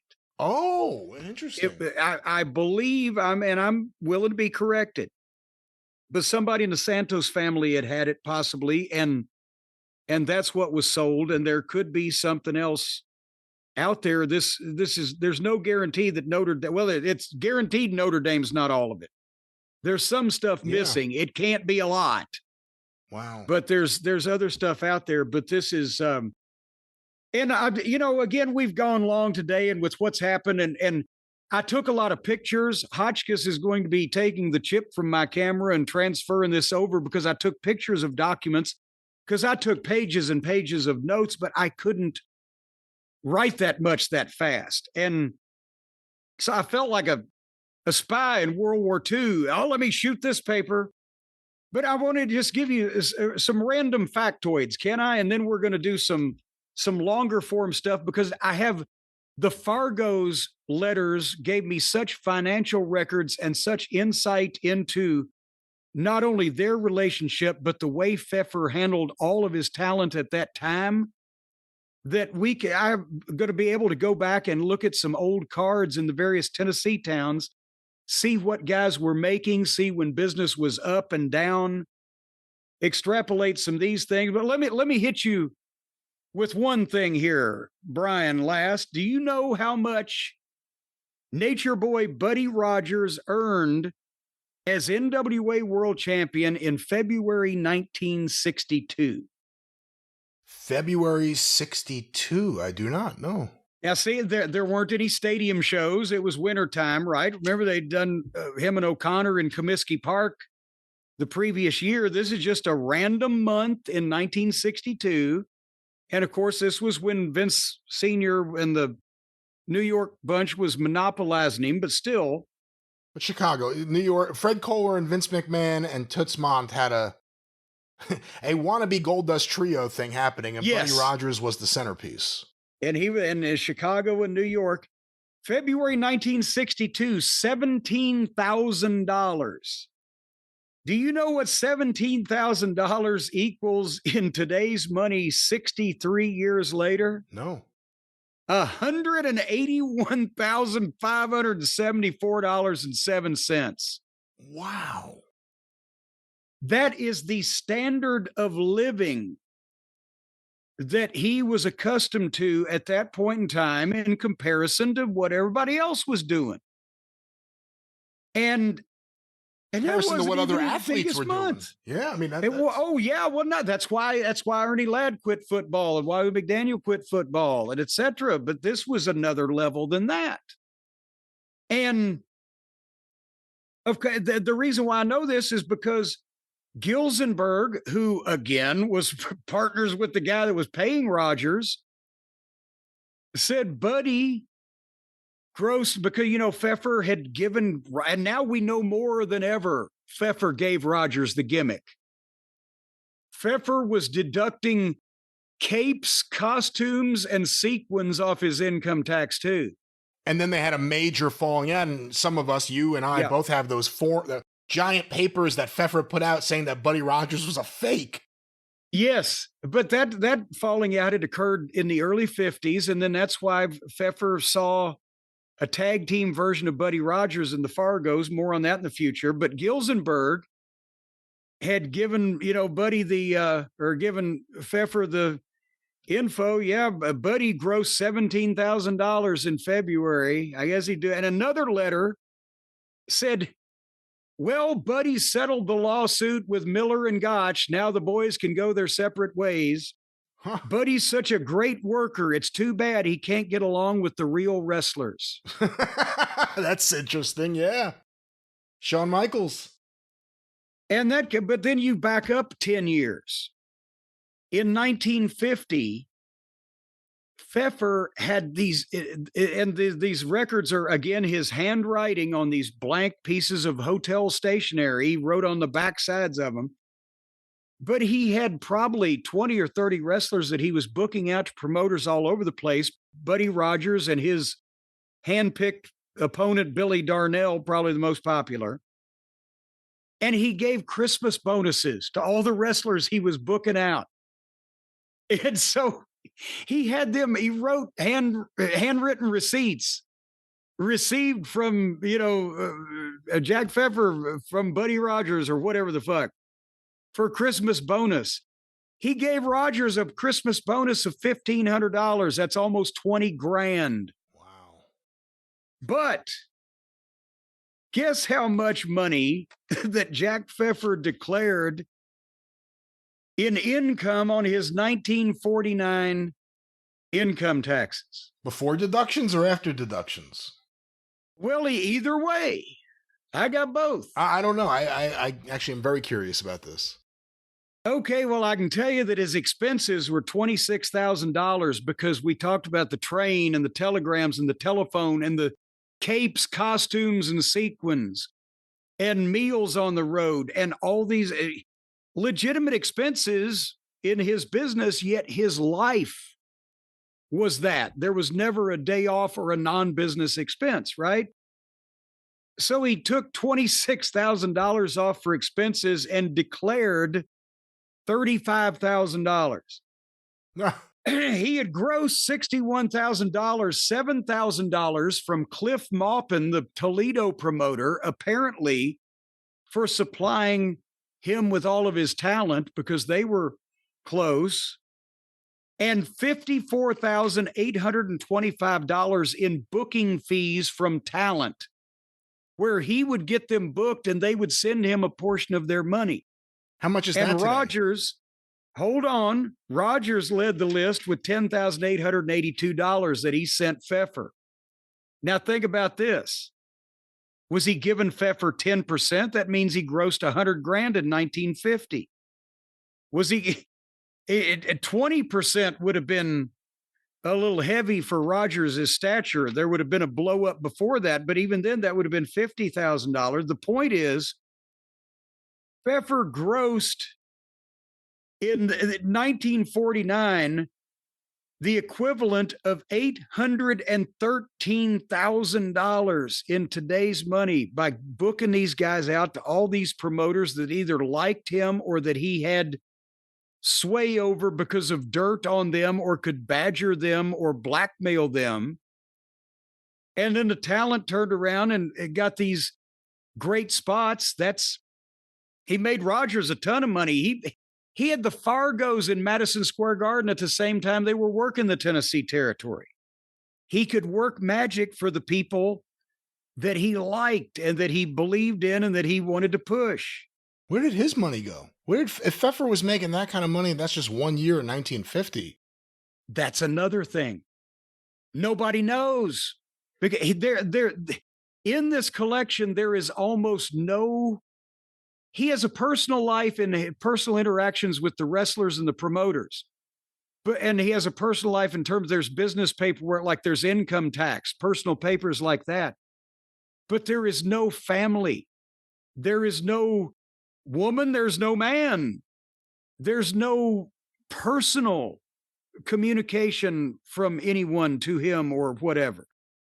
So this was literally his life, and where all that money went, I don't know that anybody's asked yet, but it's a question that as soon as I saw, because I'm fascinated with how much money there used to be in the wrestling business. And when I saw that, I'm like, where did it go? Yeah. Of course, now in the 60s, and see, the thing is, when we get to the Fargos part, which will come at a future time when I've been able to transcribe a lot of this, do you remember the famous note where he had written down August 9, 1967, locker room, Nashville, Tennessee, meeting with Fargo, Goulas, Welch, and Christine Jarrett. This is where Christine Jarrett threatened to have me killed. That was the breakup finally with Jackie Fargo, where Fargo wasn't going to send him any more money. After all that time. Oh, I never realized that's what it was over. That's interesting. Wow. But because after that, all the programs from Nashville or from the Tennessee territory, the arena programs that he's got in the file, it's written in his handwriting after XX, after Double Cross. And Rats is written at the top of the program. And the Black Cat. The Black Cat. I've got a few of those. Yeah. You know where he got the Black Cat from? Was it some magazine? A perfume ad in a magazine. And did he just have copies, nonstop copies made? He must. No, all the ones I saw were originals. He must have bought like 100 copies of this fucking magazine, or it ran every month for years or whatever. But anyway, that's the thing. Again, you know, Feffer was making in this bizarre life that he led, where he would take, usually he never flew. He would take trains from one territory to the other, and then he would ride around for periods of time with the wrestlers that he was booking and then go to the next place. And every morning when the Fargos would go pick him up, when they were on the road with him, Bobby Fulton, because Bobby Fulton got close to Jackie Fargo, they lived together in North Carolina, not together, but near each other in North Carolina.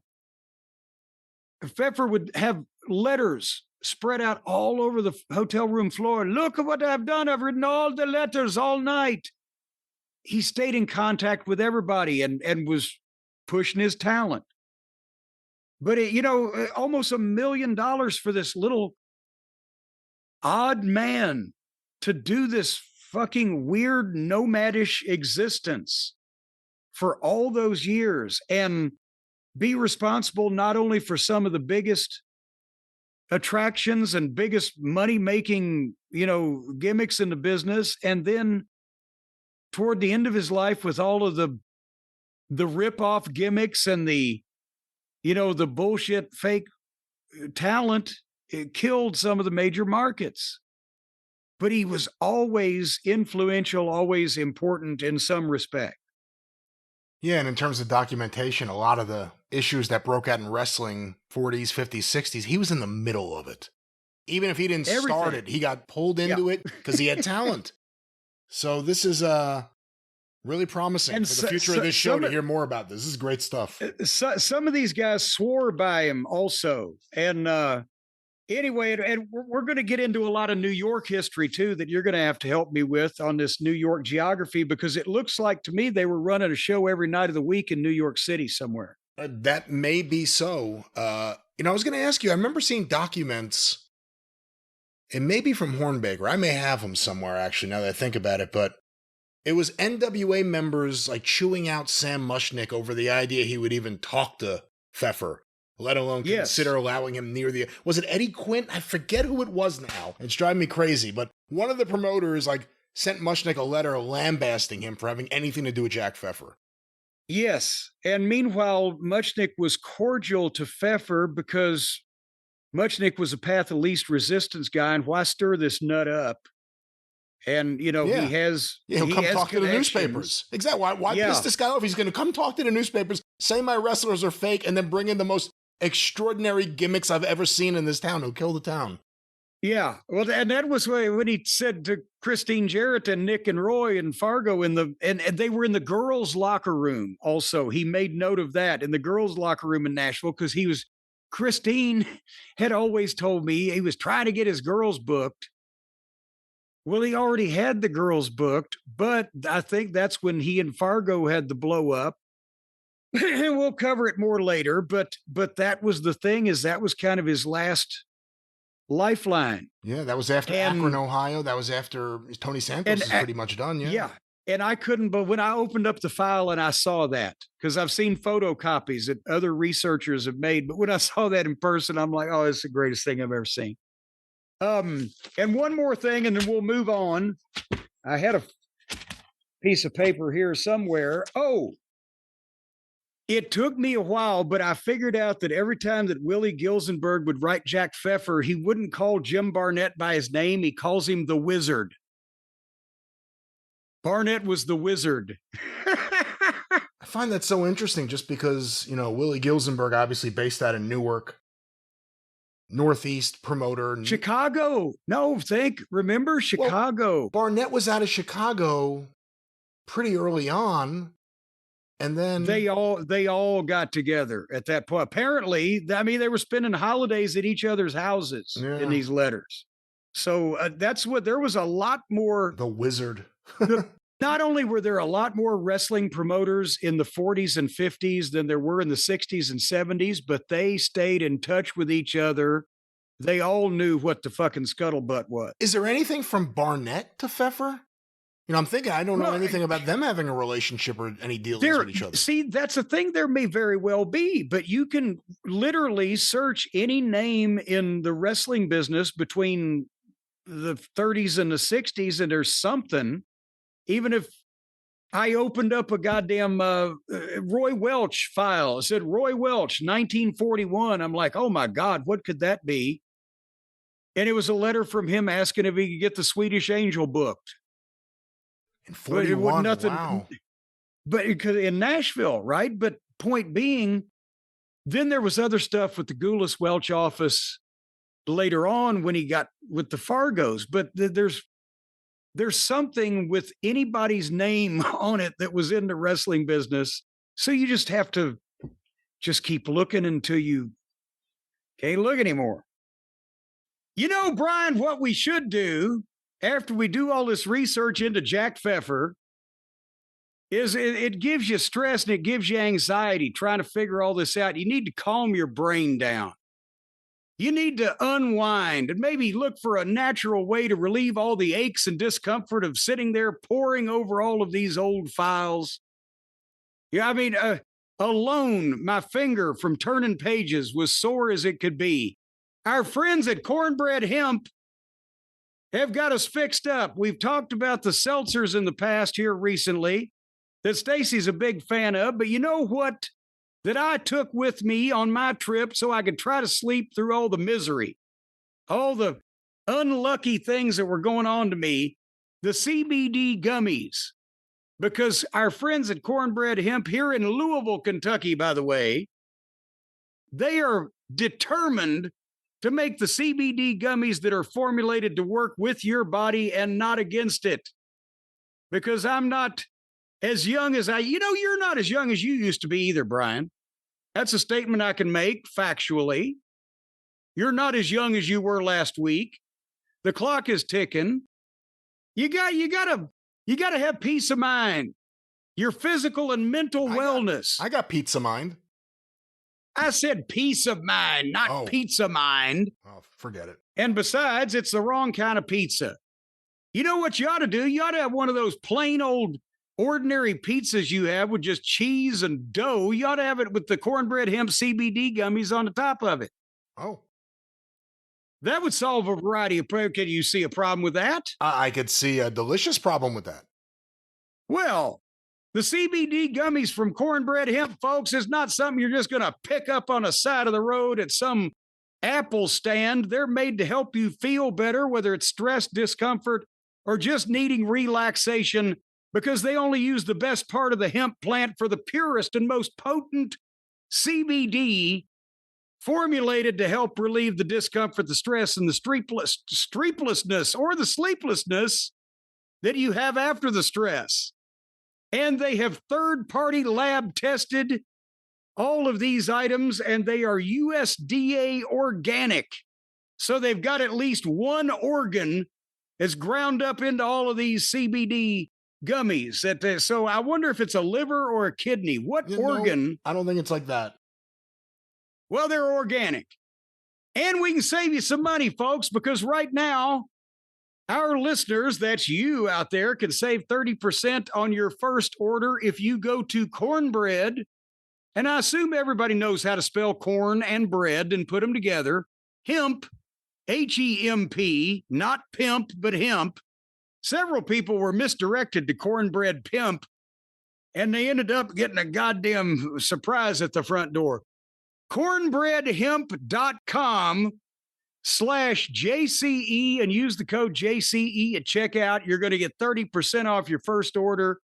Well, these things will just help you, just knock you right out and then pick you right up and put you right over on the other side of the fence. Great products. Very popular here in this household. Suzanne, every time I get some, Suzanne steals it. She's a very big fan of cornbread hemp, and we think the listeners will be as well. I thought every time you got some, Suzanne was mad about it. Once again, we're maybe it's not the same kind of getting some. Talking about a different kind of thing. A different thing. And by the way, they're not cornbread flavored. There's been that question has been raised. They're not cornbread flavored. It's just the folks from Cornbread Hemp. But they're keeping They're keeping their future options open. So no guarantees for the future, but great products. Our friends from Cornbread Hemp, they support us. You should support them. How can the listeners do that, Jim? Well, by giving them some money, I would think, but you don't have to give them much money because they're going to knock 30% off because you know us. cornbreadhemp.com/JCE. All righty, folks. We've made ourselves happy today. I hope everybody's enjoyed the discussion, but we got to talk about just a little bit of the modern wrestling. I caught a few of the highlights of AEW's effort on Wednesday night, July 23rd, and we'll bring you up to date on that real quick, and then more good stuff next week. But having said that, what in the world are they? They're at the Aragon Ballroom in Chicago. They got a very not only exuberant and passionate audience, but a forgiving one. But their first match on TV, Adam Page, the new world champion, against Wheeler, the stooge of the Boar Horsemen. And they're showing a video during the match that started in a brawl on the floor where apparently all of Moxley's guys beat Colt Cabana up and got blood on him on Saturday night's Collision. I didn't know he was still there. But they have a big fight on the floor. It's the new world champion against the stooge of the group. They're not treating him like Dominic Mysterio. They're treating him like fucking Dominic DeNucci in Australia in 67. And finally, Page wins and then gets a logging chain, wraps it around his fist, and punches Wheeler, in quotation marks, and misses him with this giant chain that you can't work with. and anybody could tell him he can't work with it. And then he mounted him and hit him about 5 more times that was obviously fake also. But Wheeler got juice anyway. And then he wrapped the chain around Wheeler's neck and started to throw him over the top, but decided not to do it. And then he left him. The end. The new world champion has all he can handle, beating up the stooge with a chain, and then has mercy on him.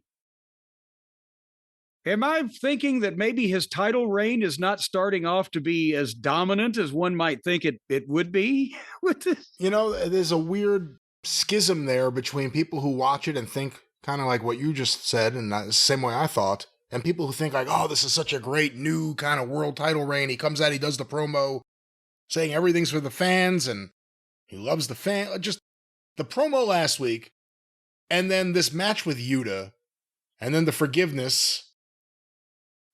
Again, it's working for the AEW fans that like Adam Page, but to a lot of other fans, it just makes him seem like a weak, a weak babyface just waited for the right moment to be exposed. Well, let's move on to what I thought was, I don't know if it was the highlight of the program, but it involved much of the top talent, and it should be the highlight of the program, but they have 2 more tournaments, don't they, going on? Eliminator matches for the world tag title shot, and then there's eliminators for one of the women's titles that some of the women hold. So this tournament thing for the tag team title was FTR against Hong Kong Phooey and Kevin Knight. And, there's something tonight if they could get him away from the little douchebag. But he looks silly standing next to the guy. But he's got 2 teams, Tony does, that could be taken seriously in a wrestling situation. And occasionally one of those pops up on this program. FTR and the Hurt Syndicate. And he's determined to put both of those teams in with these 2 dipshits till he kills both of them off. And so now we got to see FTR go almost 20 minutes with children, and I know they're trying to have a match with these guys, but they're going beyond them. They're in over their head. The first big move of the match, FTR went for the shatter machine on Spitball, and Knight was supposed to come in and break it up, and he forgot to, so Cash boosted Spitball up in the air, and then they all froze.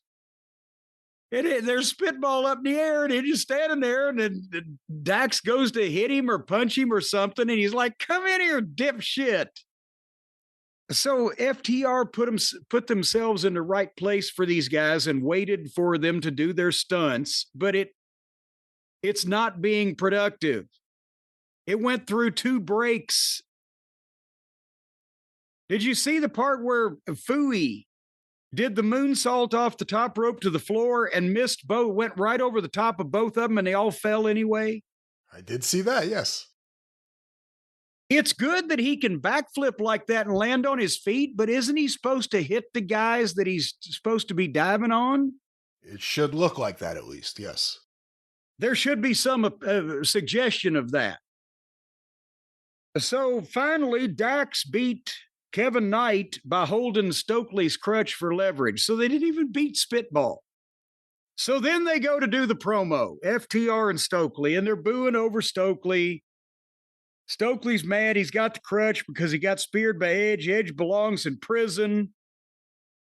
He's screaming over the people, and then they play Edge's music. And Edge comes out on the stage, but he's not allowed to attack FTR. Brian, if Stokely can go to Tony Khan and get Tony Khan to agree that if Edge attacks FTR, then he'll fire Edge, then if you were another wrestler on the roster, wouldn't you be going to Tony Khan saying, well, how about nobody can attack me either? Yeah, this is the Andrade Sammy Guevara thing. You'll get fired if you hit him. All right, I'm going to punch him right in the mouth. It doesn't make too much sense why the heel manager would convince the commissioner, the owner, the general manager, whatever it may be, for this. Like, there's no reasoning for this stipulation all of a sudden. Well, and also it's like the Intercontinental title or the what is the goddamn title? Now Unified. I've made fun of it so much. The Unified Continental, whatever the fuck. Some of the rules for one of those titles is that nobody can interfere. And as I've said before, well, if you can make it that way once, then the fans know you could make it that way anytime you want. So then that means every time that somebody interferes, it's a promoter's fault. But I digress.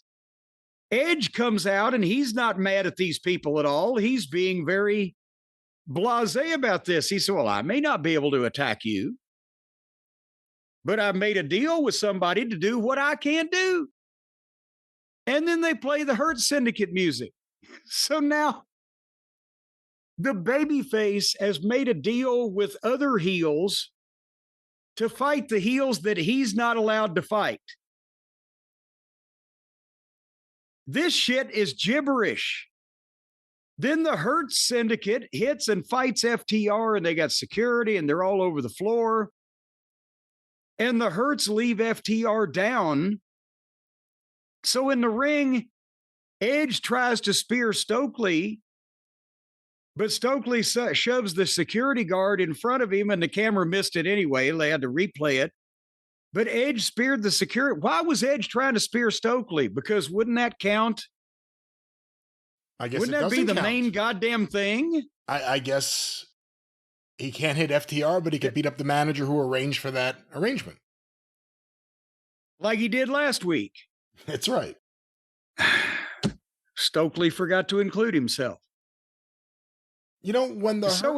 I'm just sorry. Go ahead. I was just going to say at this point, we're 40 minutes into the show, and then they're going to come back and do another thing, but go ahead. No, this segment had been going on for seemingly 40 minutes. If you go to the beginning of the tag team match, when the Hurt Syndicate came out, my first thought was, oh, I guess I was wrong. They're baby faces. Yeah. Like, okay, I guess that's what it is. I mean, the other way is that they're not heels. They're not faces. They're, in a sense, bounty hunters. You hire them, whether you're a heel or a baby face, and they'll beat up whoever you want beaten up. And they left the heels laying. So, but is that a standard babyface move for Edge to say, well, I'll just pay these other heels to fucking... Well, he's getting a lot of money. No, I mean, it was a whole interesting series of events. I have to say, it was my favorite thing on the episode, because I was intrigued by just the way everything was transpiring. It's now multiple times this has happened where a match or a promo doesn't end. It just kind of goes into the next thing. And before you know it, you're like, oh, there's all new people out here. What's happening? Yeah, you've lost your thread to the start of the thing. Well, wait a minute. Nobody was out here when this whole thing began. Why are they even having this Eliminator tournament if they could just get a match with them right now? What do you need the tournament for? Okay, FTR won the match. Just give them the match. They have to go beat another team to get to the match?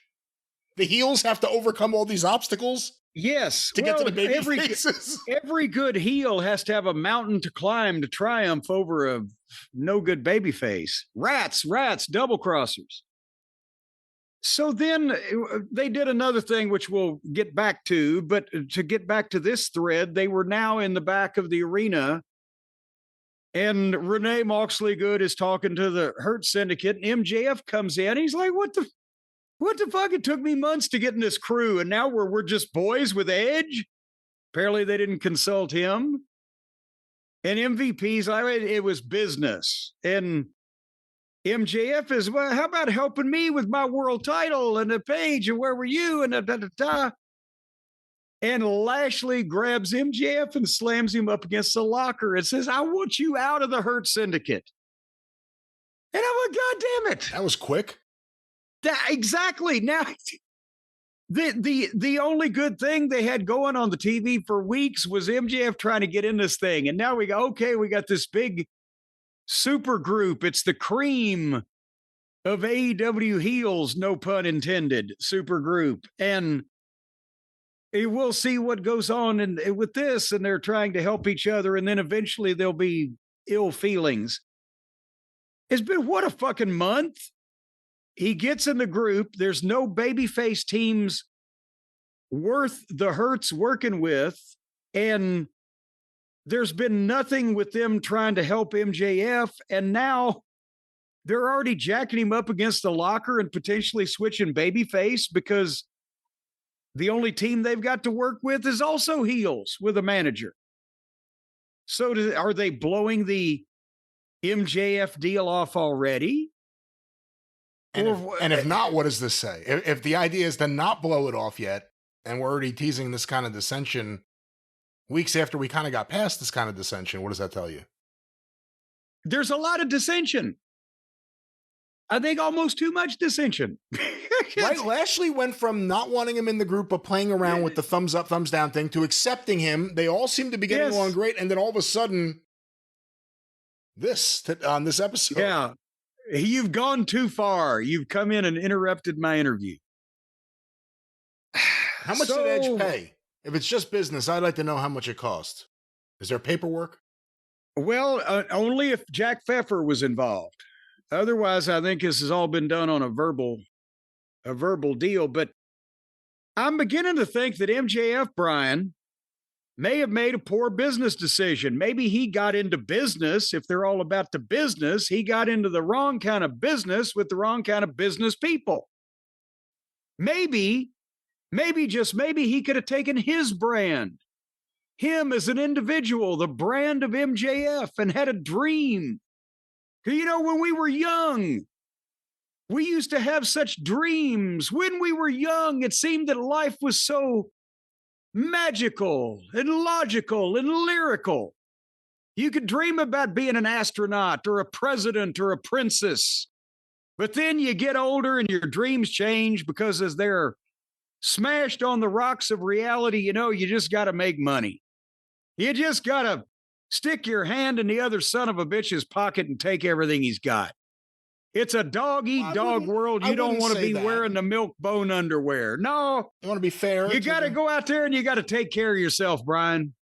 Well, we got to take care of our fellow man. We should also take care of our fellow man and society. And, of course, a great way to do that is good advice.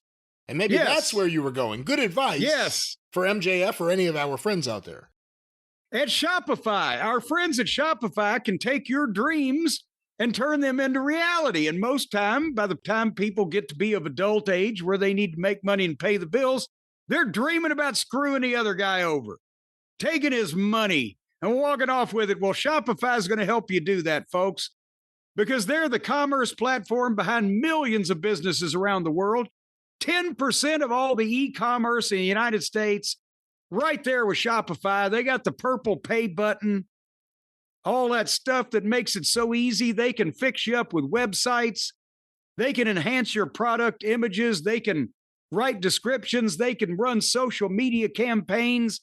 They've got the whole way to take the money from other people and put it in your hands. They'll stick their hand all the way deep in your pocket and deposit that money. And you'll think they've got their hands so deep in your pocket that they must feel a little crazy. Well, if they go deeper, they'll feel a little nuts. Again, it'll be a direct deposit into your account for your business. Well, it'll be a direct deposit, all right. They'll be right in there before you know, but they'll be putting money in your pocket, and that's the way you want it to happen. Turn those dreams into that magic sound that we hear now every once in a while. When you have access, yes, that thing there that scared the shit out of me. It's a magical sound now. Yes, it's magical. And it turns dreams into reality. It signifies that you're making money. Because it cha-ching, everybody knows what that means. That's not a child running you over on a bicycle with a fucking little puppy in her basket. It is indeed the sound of filthy lucre pouring into your bank accounts because Shopify has turned your dreams into reality. And you can right now sign up for your $1 a month trial period where Shopify will show you all the ways that they will strong arm people into turning their hard-earned currency over to you under threat of potential bad malingering consequences. Shopify.com/JCE. You can get that $1 a month trial period. Boom. Tell me that there is any way that Shopify could not make themselves worth $1 to you just to show you what they can do. It's insanity. I think you need to give them $2. Well, you don't have to do that. You don't have to do that. Well, you should. No, why? You take the deal they're offering you, which is a great deal.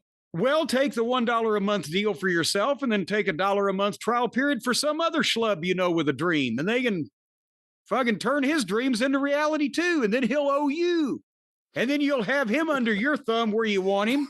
And he'll be over there fucking cutting your grass and toting your fucking heavy stuff. And all right, everyone wants a Biff Tannen, and I guess the way to get there is Shopify. Get your business going with Shopify. They power our online store. You want t-shirts from the drive-thru, Travis Heckel artwork, ArcadianVanguard.com. Guess what? Powered by Shopify. Available on the Shop app. That is the store you want your products on, and Shopify is the partner you want to power your business. Yeah. Shopify.com/JCE. If you want a bunch of subservient schlubs under your thumb at all times. Potentially. It's not a promise or anything. No guarantees. Well, just get everybody else. Spend $10 and you'll have 9 slaves. No. Get them all $1 a month trial period. They'll owe you forever. Once again, Shopify.com. Yes. JCE. For mindless zombies doing your bidding. And then every time a zombie gets his brains, you hear cha-ching. Speaking of a zombie, but he hadn't found his brains yet, Osprey was out there. Did you hear about this now? I watched this live, and, it's one of those things when you're watching the promo, you're like, oh no, here comes the announcement. And I guess that was obviously the thing they wanted people to feel before they didn't really get the announcement. Well, but I don't know what is legitimate and what's not with these people in the area of admitting injuries or whatever, because his story is, and Tony Schiavone actually stayed in the ring and held the microphone. That was nice of him to be an announcer for once. But Osprey cut the promo with a very solemn update that he's had neck issues. It's been bothering him for 10 months now, and he's hidden it. He hadn't told the doctors, and he should tell the doctors. He should tell the referees. And he's got 2 herniated discs. But he hopes to be back for Forbidden Door in a month. It's treatable. He's going to get the right therapy. Now, you could easily believe that one of these guys would have herniated discs, and you can easily believe, because some of them have done it, that they would hide that condition so they could keep on doing their dream job. In the old days, it was because if they know I'm hurt, I won't get paid. Now it's just, but we can't, disappoint anyone. But at the same time, is there something there and they're making it sound more serious because Forbidden Door is coming up and they want to? Why would they want anybody to wonder whether he was going to be there or not? Wouldn't they want everybody to know, if they had the chance to, that Osprey was going to be there for sure? So there has to be something to this, but who knows what the severity is. But when the promo started, the way it was going, and you could hear in the crowd, you hear like a noticeable groan when he mentions his neck. As soon as he says my neck, everyone. And you expected the announcement. I have to have surgery. I'm going to be out. It happens to a lot of guys in this generation. Just happened to Kevin Owens after, 20 years plus of that style. Osprey's younger. And Osprey's been wrestling a pretty high-flying, body-defying. I mean, just moving your body constantly and landing in ways that you're not supposed to at speeds. Moving your body in directions in which you should not be going. It's a spectacular style, but you would think if there was a style that would lead to a body breaking down relatively young, it's that style. And we've seen Omega, who he may be hurt again out of the Okada match. He could work a few matches a year, but even that's getting to be a tough thing because of the style he established. And it's not one that lends itself to longevity. But, it could always happen. But When Ospreay went to his neck, it sounded believable. Everyone believed it. Yeah. Everyone said, Well, it's not, again, this is, it's good pro wrestling in that, it's plausible. This could be a believable story, but then it's bad pro wrestling in that, yeah, we believe it because this guy's in a fucking car wreck every week. But at least Tony didn't put the world title on him. Because now he, be out for some description. It's not like he has to go home and spend time with his wife. They just hired his wife. Now, is he going to be home in England and his wife is over here wrestling? Yeah, she ran out to silence later on in the show. Well, no, you misunderstand. It's just people were cheering in sign language.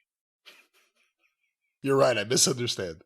Yeah. Anyway, after all of that, blah, blah, with the hurts in the back and everything, they had Tony Starm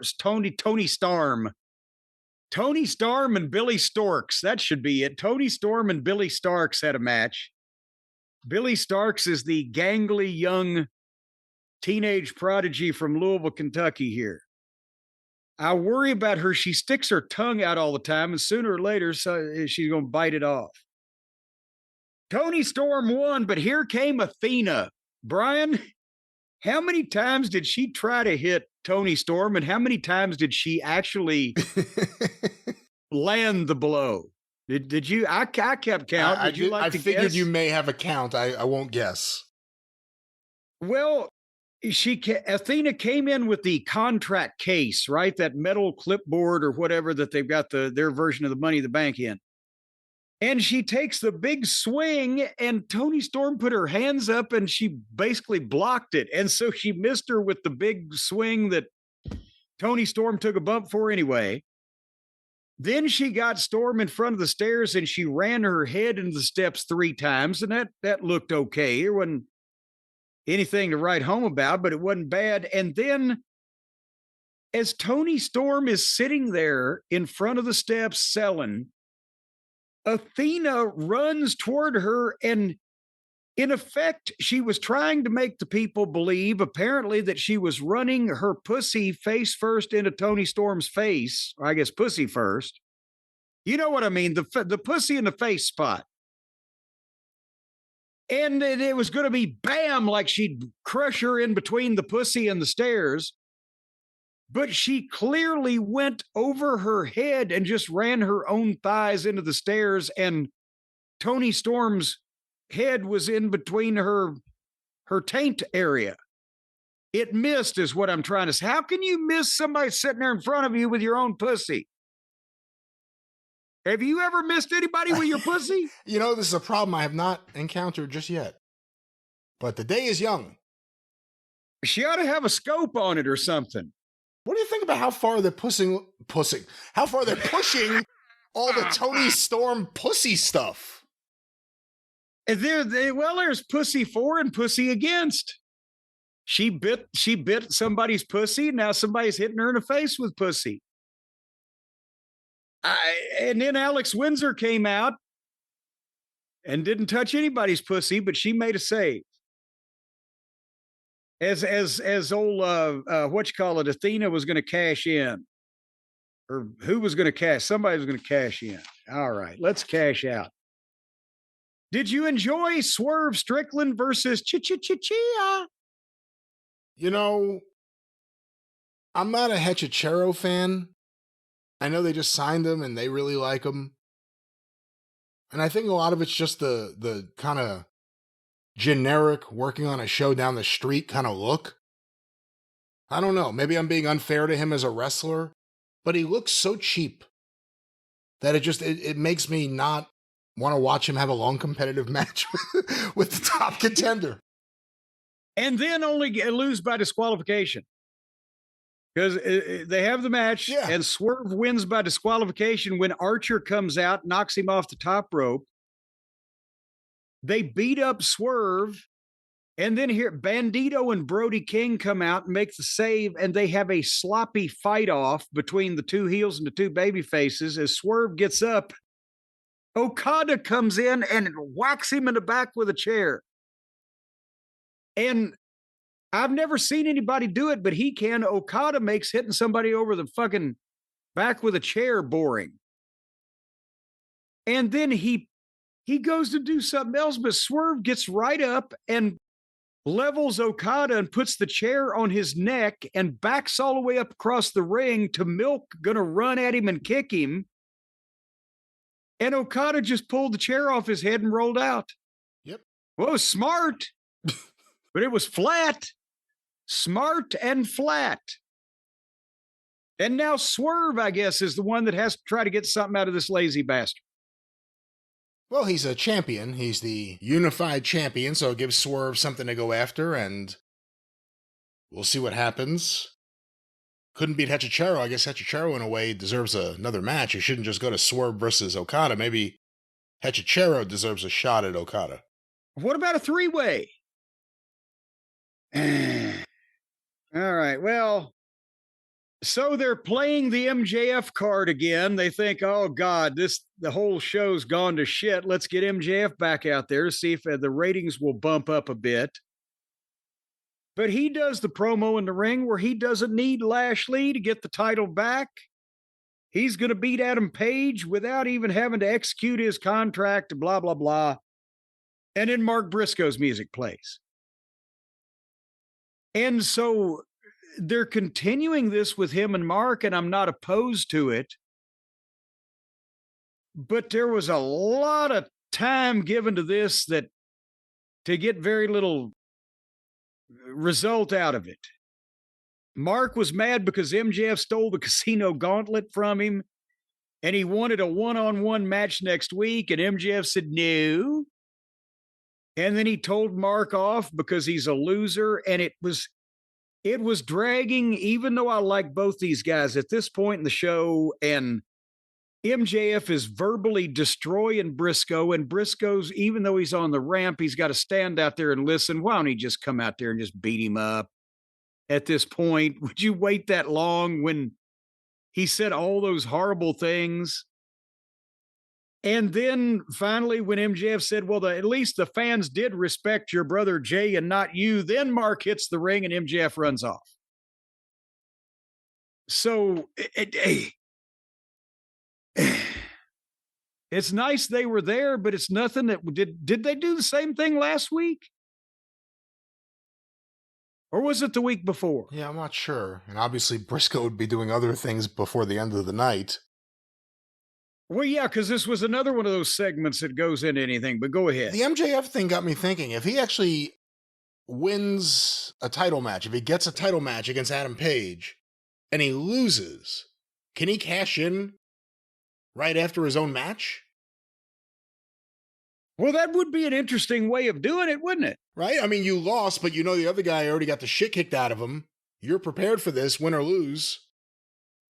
Then you get a second match right afterwards. Are you allowed that to actually would be a neat little out to give a babyface champion that deserved an out, not Page, but somebody good. But yeah, the babyface wins, but after the match, he gets whacked in the head with the fucking contract case, and the guy cashes in and fucking beats him there. That'd be some heat in a legitimate wrestling company. What do you think? Anyway. You asked me, what do you think about the way they're using Mark Briscoe here with the MJF stuff? Well, as I said, I like the idea of Mark and MJF having matches, and I like them, the idea of having dueling promos, but this it was the same kind of stuff they did the other day, and it just leaves Mark standing there in a lot of cases. And so normally I would say Mark needs to prove in a couple of instances that he's smarter than MJF. He needs to outsmart MJF and come out on not in a way where he beats the fuck out of MJF, but where he embarrasses him and outsmarts him and pisses him off, that type of thing. So then MJF could get heavy heat. But MJF is in this title thing and he's with the Hurt Syndicate, and all these angles are so split up that it's not really the time for Mark Briscoe, the way he's been presented, to fucking be outsmarting MJF. It's cluttered, is what it is. I believe there's no clear direction for everybody. They're all over the fucking place. And speaking of all over the place, Mark was still out there because he had a match with Claudio. And again, not exactly a marquee main event, but they went 13 minutes so they could get to 10 o'clock at night.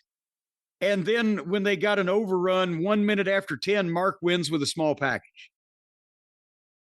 Okay, great. But then Marina Schaefer comes in and is the one to clip Mark Briscoe's leg and stop him.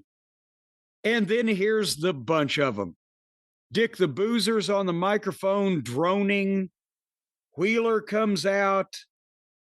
They're going to get heat on Briscoe. Page comes out to the ring all alone with his microphone in his hand and gets in the ring, and all these people that have gang jumped everybody just let him stand there and fucking tell Moxley off. And he tells Moxley, I can beat you again and I can handle the pressure. And he had some more fake flowery verbiage that he thinks up that makes himself sound fake. And then he says, next week, it's you versus me for the title. And since I'm the champion now, we're going to play by my rules. Everybody is banned from ringside. And I'm going to tell you right now, since I know what your answer is, it's yes. And then he walked off. And Tony Khan, within 10 seconds, made it official. And 3 seconds after that, they had a complicated graphic up on a screen airing the match and stipulations. Okay, then how come they don't just have every match where everybody's banned? And then they wouldn't have been able to do the last 9 months of Dick the Boozer and the Boar Horseman. But the people wouldn't be screwed over time after time. Now they're going to do it on TV. Well, big main event next week. The rematch from All In Texas. Adam Page versus Jon Moxley. No Wheeler Yuta, no Marina, no Claudio. Be very interesting to see what happens, but that was AEW Dynamite. Yes, it was. And the only other thing we need to know is, did anybody watch this thing and how many? Well, it's starting to become a very familiar story. AEW Dynamite on TBS, Wednesday, July 23rd, 8 to 10:05 p.m. On average, watched by 608,000 viewers. Oh, so they're back up over 6. That's what, 15 or 20 ahead of last week. It is 3% up from last week, which was 588, although it is the lowest number in the key demo since April. So the overall number was up. You think the all-night, they just opened that all-night Wawa here down on, I think it's on Preston Highway. That may have taken Get out of here. Some of that demographic. You guys got Wawa in Kentucky? I thought that was just like at first I thought it was just a Pennsylvania, South Jersey thing, but now they're up here in North Jersey and they're kind of spreading. No, it was on the news. There were people standing in a line in this weather, in this shitty weather, for the fucking convenience store to open. And it was packed and jammed, and they had news reports on it. We got a Wawa. I've been to Wawa. Wawa ain't that fucking gaga, is it? Dennis Carluzzo introduced me to Wawa. I'd never heard of it before. And he's like, we're going to Wawa. I'm like, what is that? I thought it was like an amusement park. I didn't know what the fuck it was. Yeah, I mean, it's like, we're going to get a sandwich. Yeah, it's a convenience store that has sandwiches and donuts. What the fuck? People are easily goddamn pleased these days. But go ahead. Again, Wawa obviously had a big effect on this overall number, 608,000 this week. Let's go to the quarterly hour breakdown. These were compiled by WrestleNomics. Quarter 1, 8 to 8:15 p.m. Adam Page and MJF's backstage angle. Page, they had a promo where they talked to each other. Or as it's called by WrestleNomics, an angle. Page versus Wheeler Yuta. Billy Starks and Athena's backstage promo. I don't know if you saw that, but that wasn't very promising. I managed to skip that. And the start of FTR versus Jet Speed. 669,000 viewers. Ouch. Okay. That is the worst start that I can remember in recent memory. So the good thing about that is they don't have far to fall. They should be fairly consistent. And that is the high point in the key demo, since that's part of the story this week. 18 to 49-year-old men, 236,000. Quarter 2, 8:15 to 8:30 p.m. The continuation of Jet Speed versus FTR, picture-in-picture twice. 578,000 viewers, 177 in the key demo. Good God. Okay, that's really bad. And they lost, what is that, 89,000, but they have to come back up at some point to make their average now. This is going to be one of those type of shows. Well, we go to quarter 3, 8:30 to 8:45 p.m. The continuation of Jet Speed versus FTR. The post-match with Stokely Hathaway, Cope, and the Hurt Syndicate. Nick Wayne and the Patriarchy's backstage promo. An ad break. And then Jon Moxley and Marina Shafir's very theatrical multi-camera promo. 617,000 viewers. So they did manage to fluctuate 22, 30, 39,000. You know what? I got to look at other weeks, but the appearance of Cope, I think, is something that has helped them. It doesn't give him a giant boost, a giant jump, but even though he's not... But it's like something's going on here. Yeah. Let's come back and see what's happening. Quarter 4, 8:45 to 9 p.m. The Will Ospreay live promo, an angle with Swerve Strickland, or I guess Will Ospreay greeting Swerve and hugging him, or whatever the hell that was. Julia Hart and Sky Blue and Tekla video. Willow Nightingale backstage promo. An ad break. God, I'm glad I missed all this stuff. The Hurt Syndicate backstage angle. And the start of Tony Storm versus Billy Starks. 578,000 viewers. Right back where we started from. They actually went back to the exact number of quarter 2. Well, we go to the big 9 o'clock hour, quarter 5. Top of the hour, baby. Top of the hour to you. 9 to 9:15 p.m. The continuation of Tony Storm versus Billy Starks. And the post-match with Athena and Alex Windsor. And an ad break. 597,000 viewers.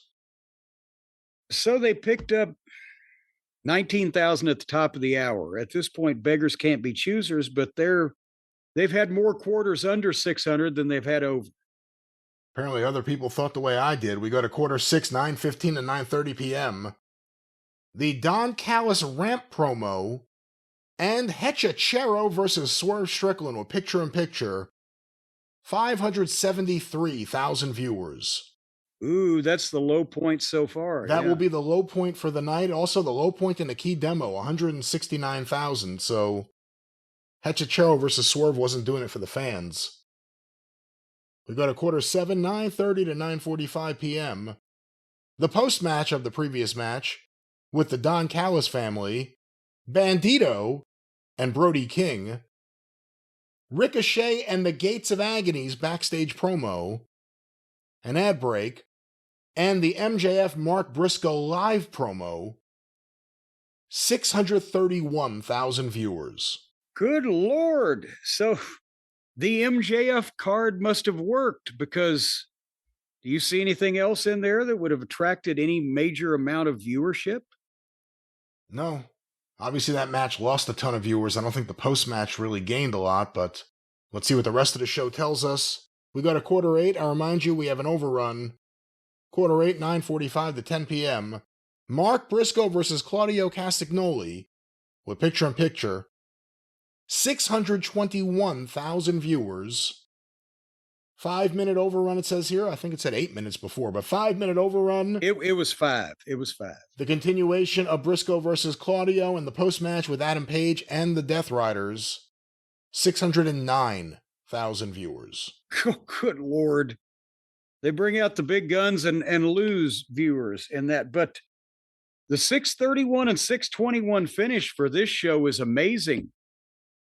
They should at least thank their lucky stars on that one.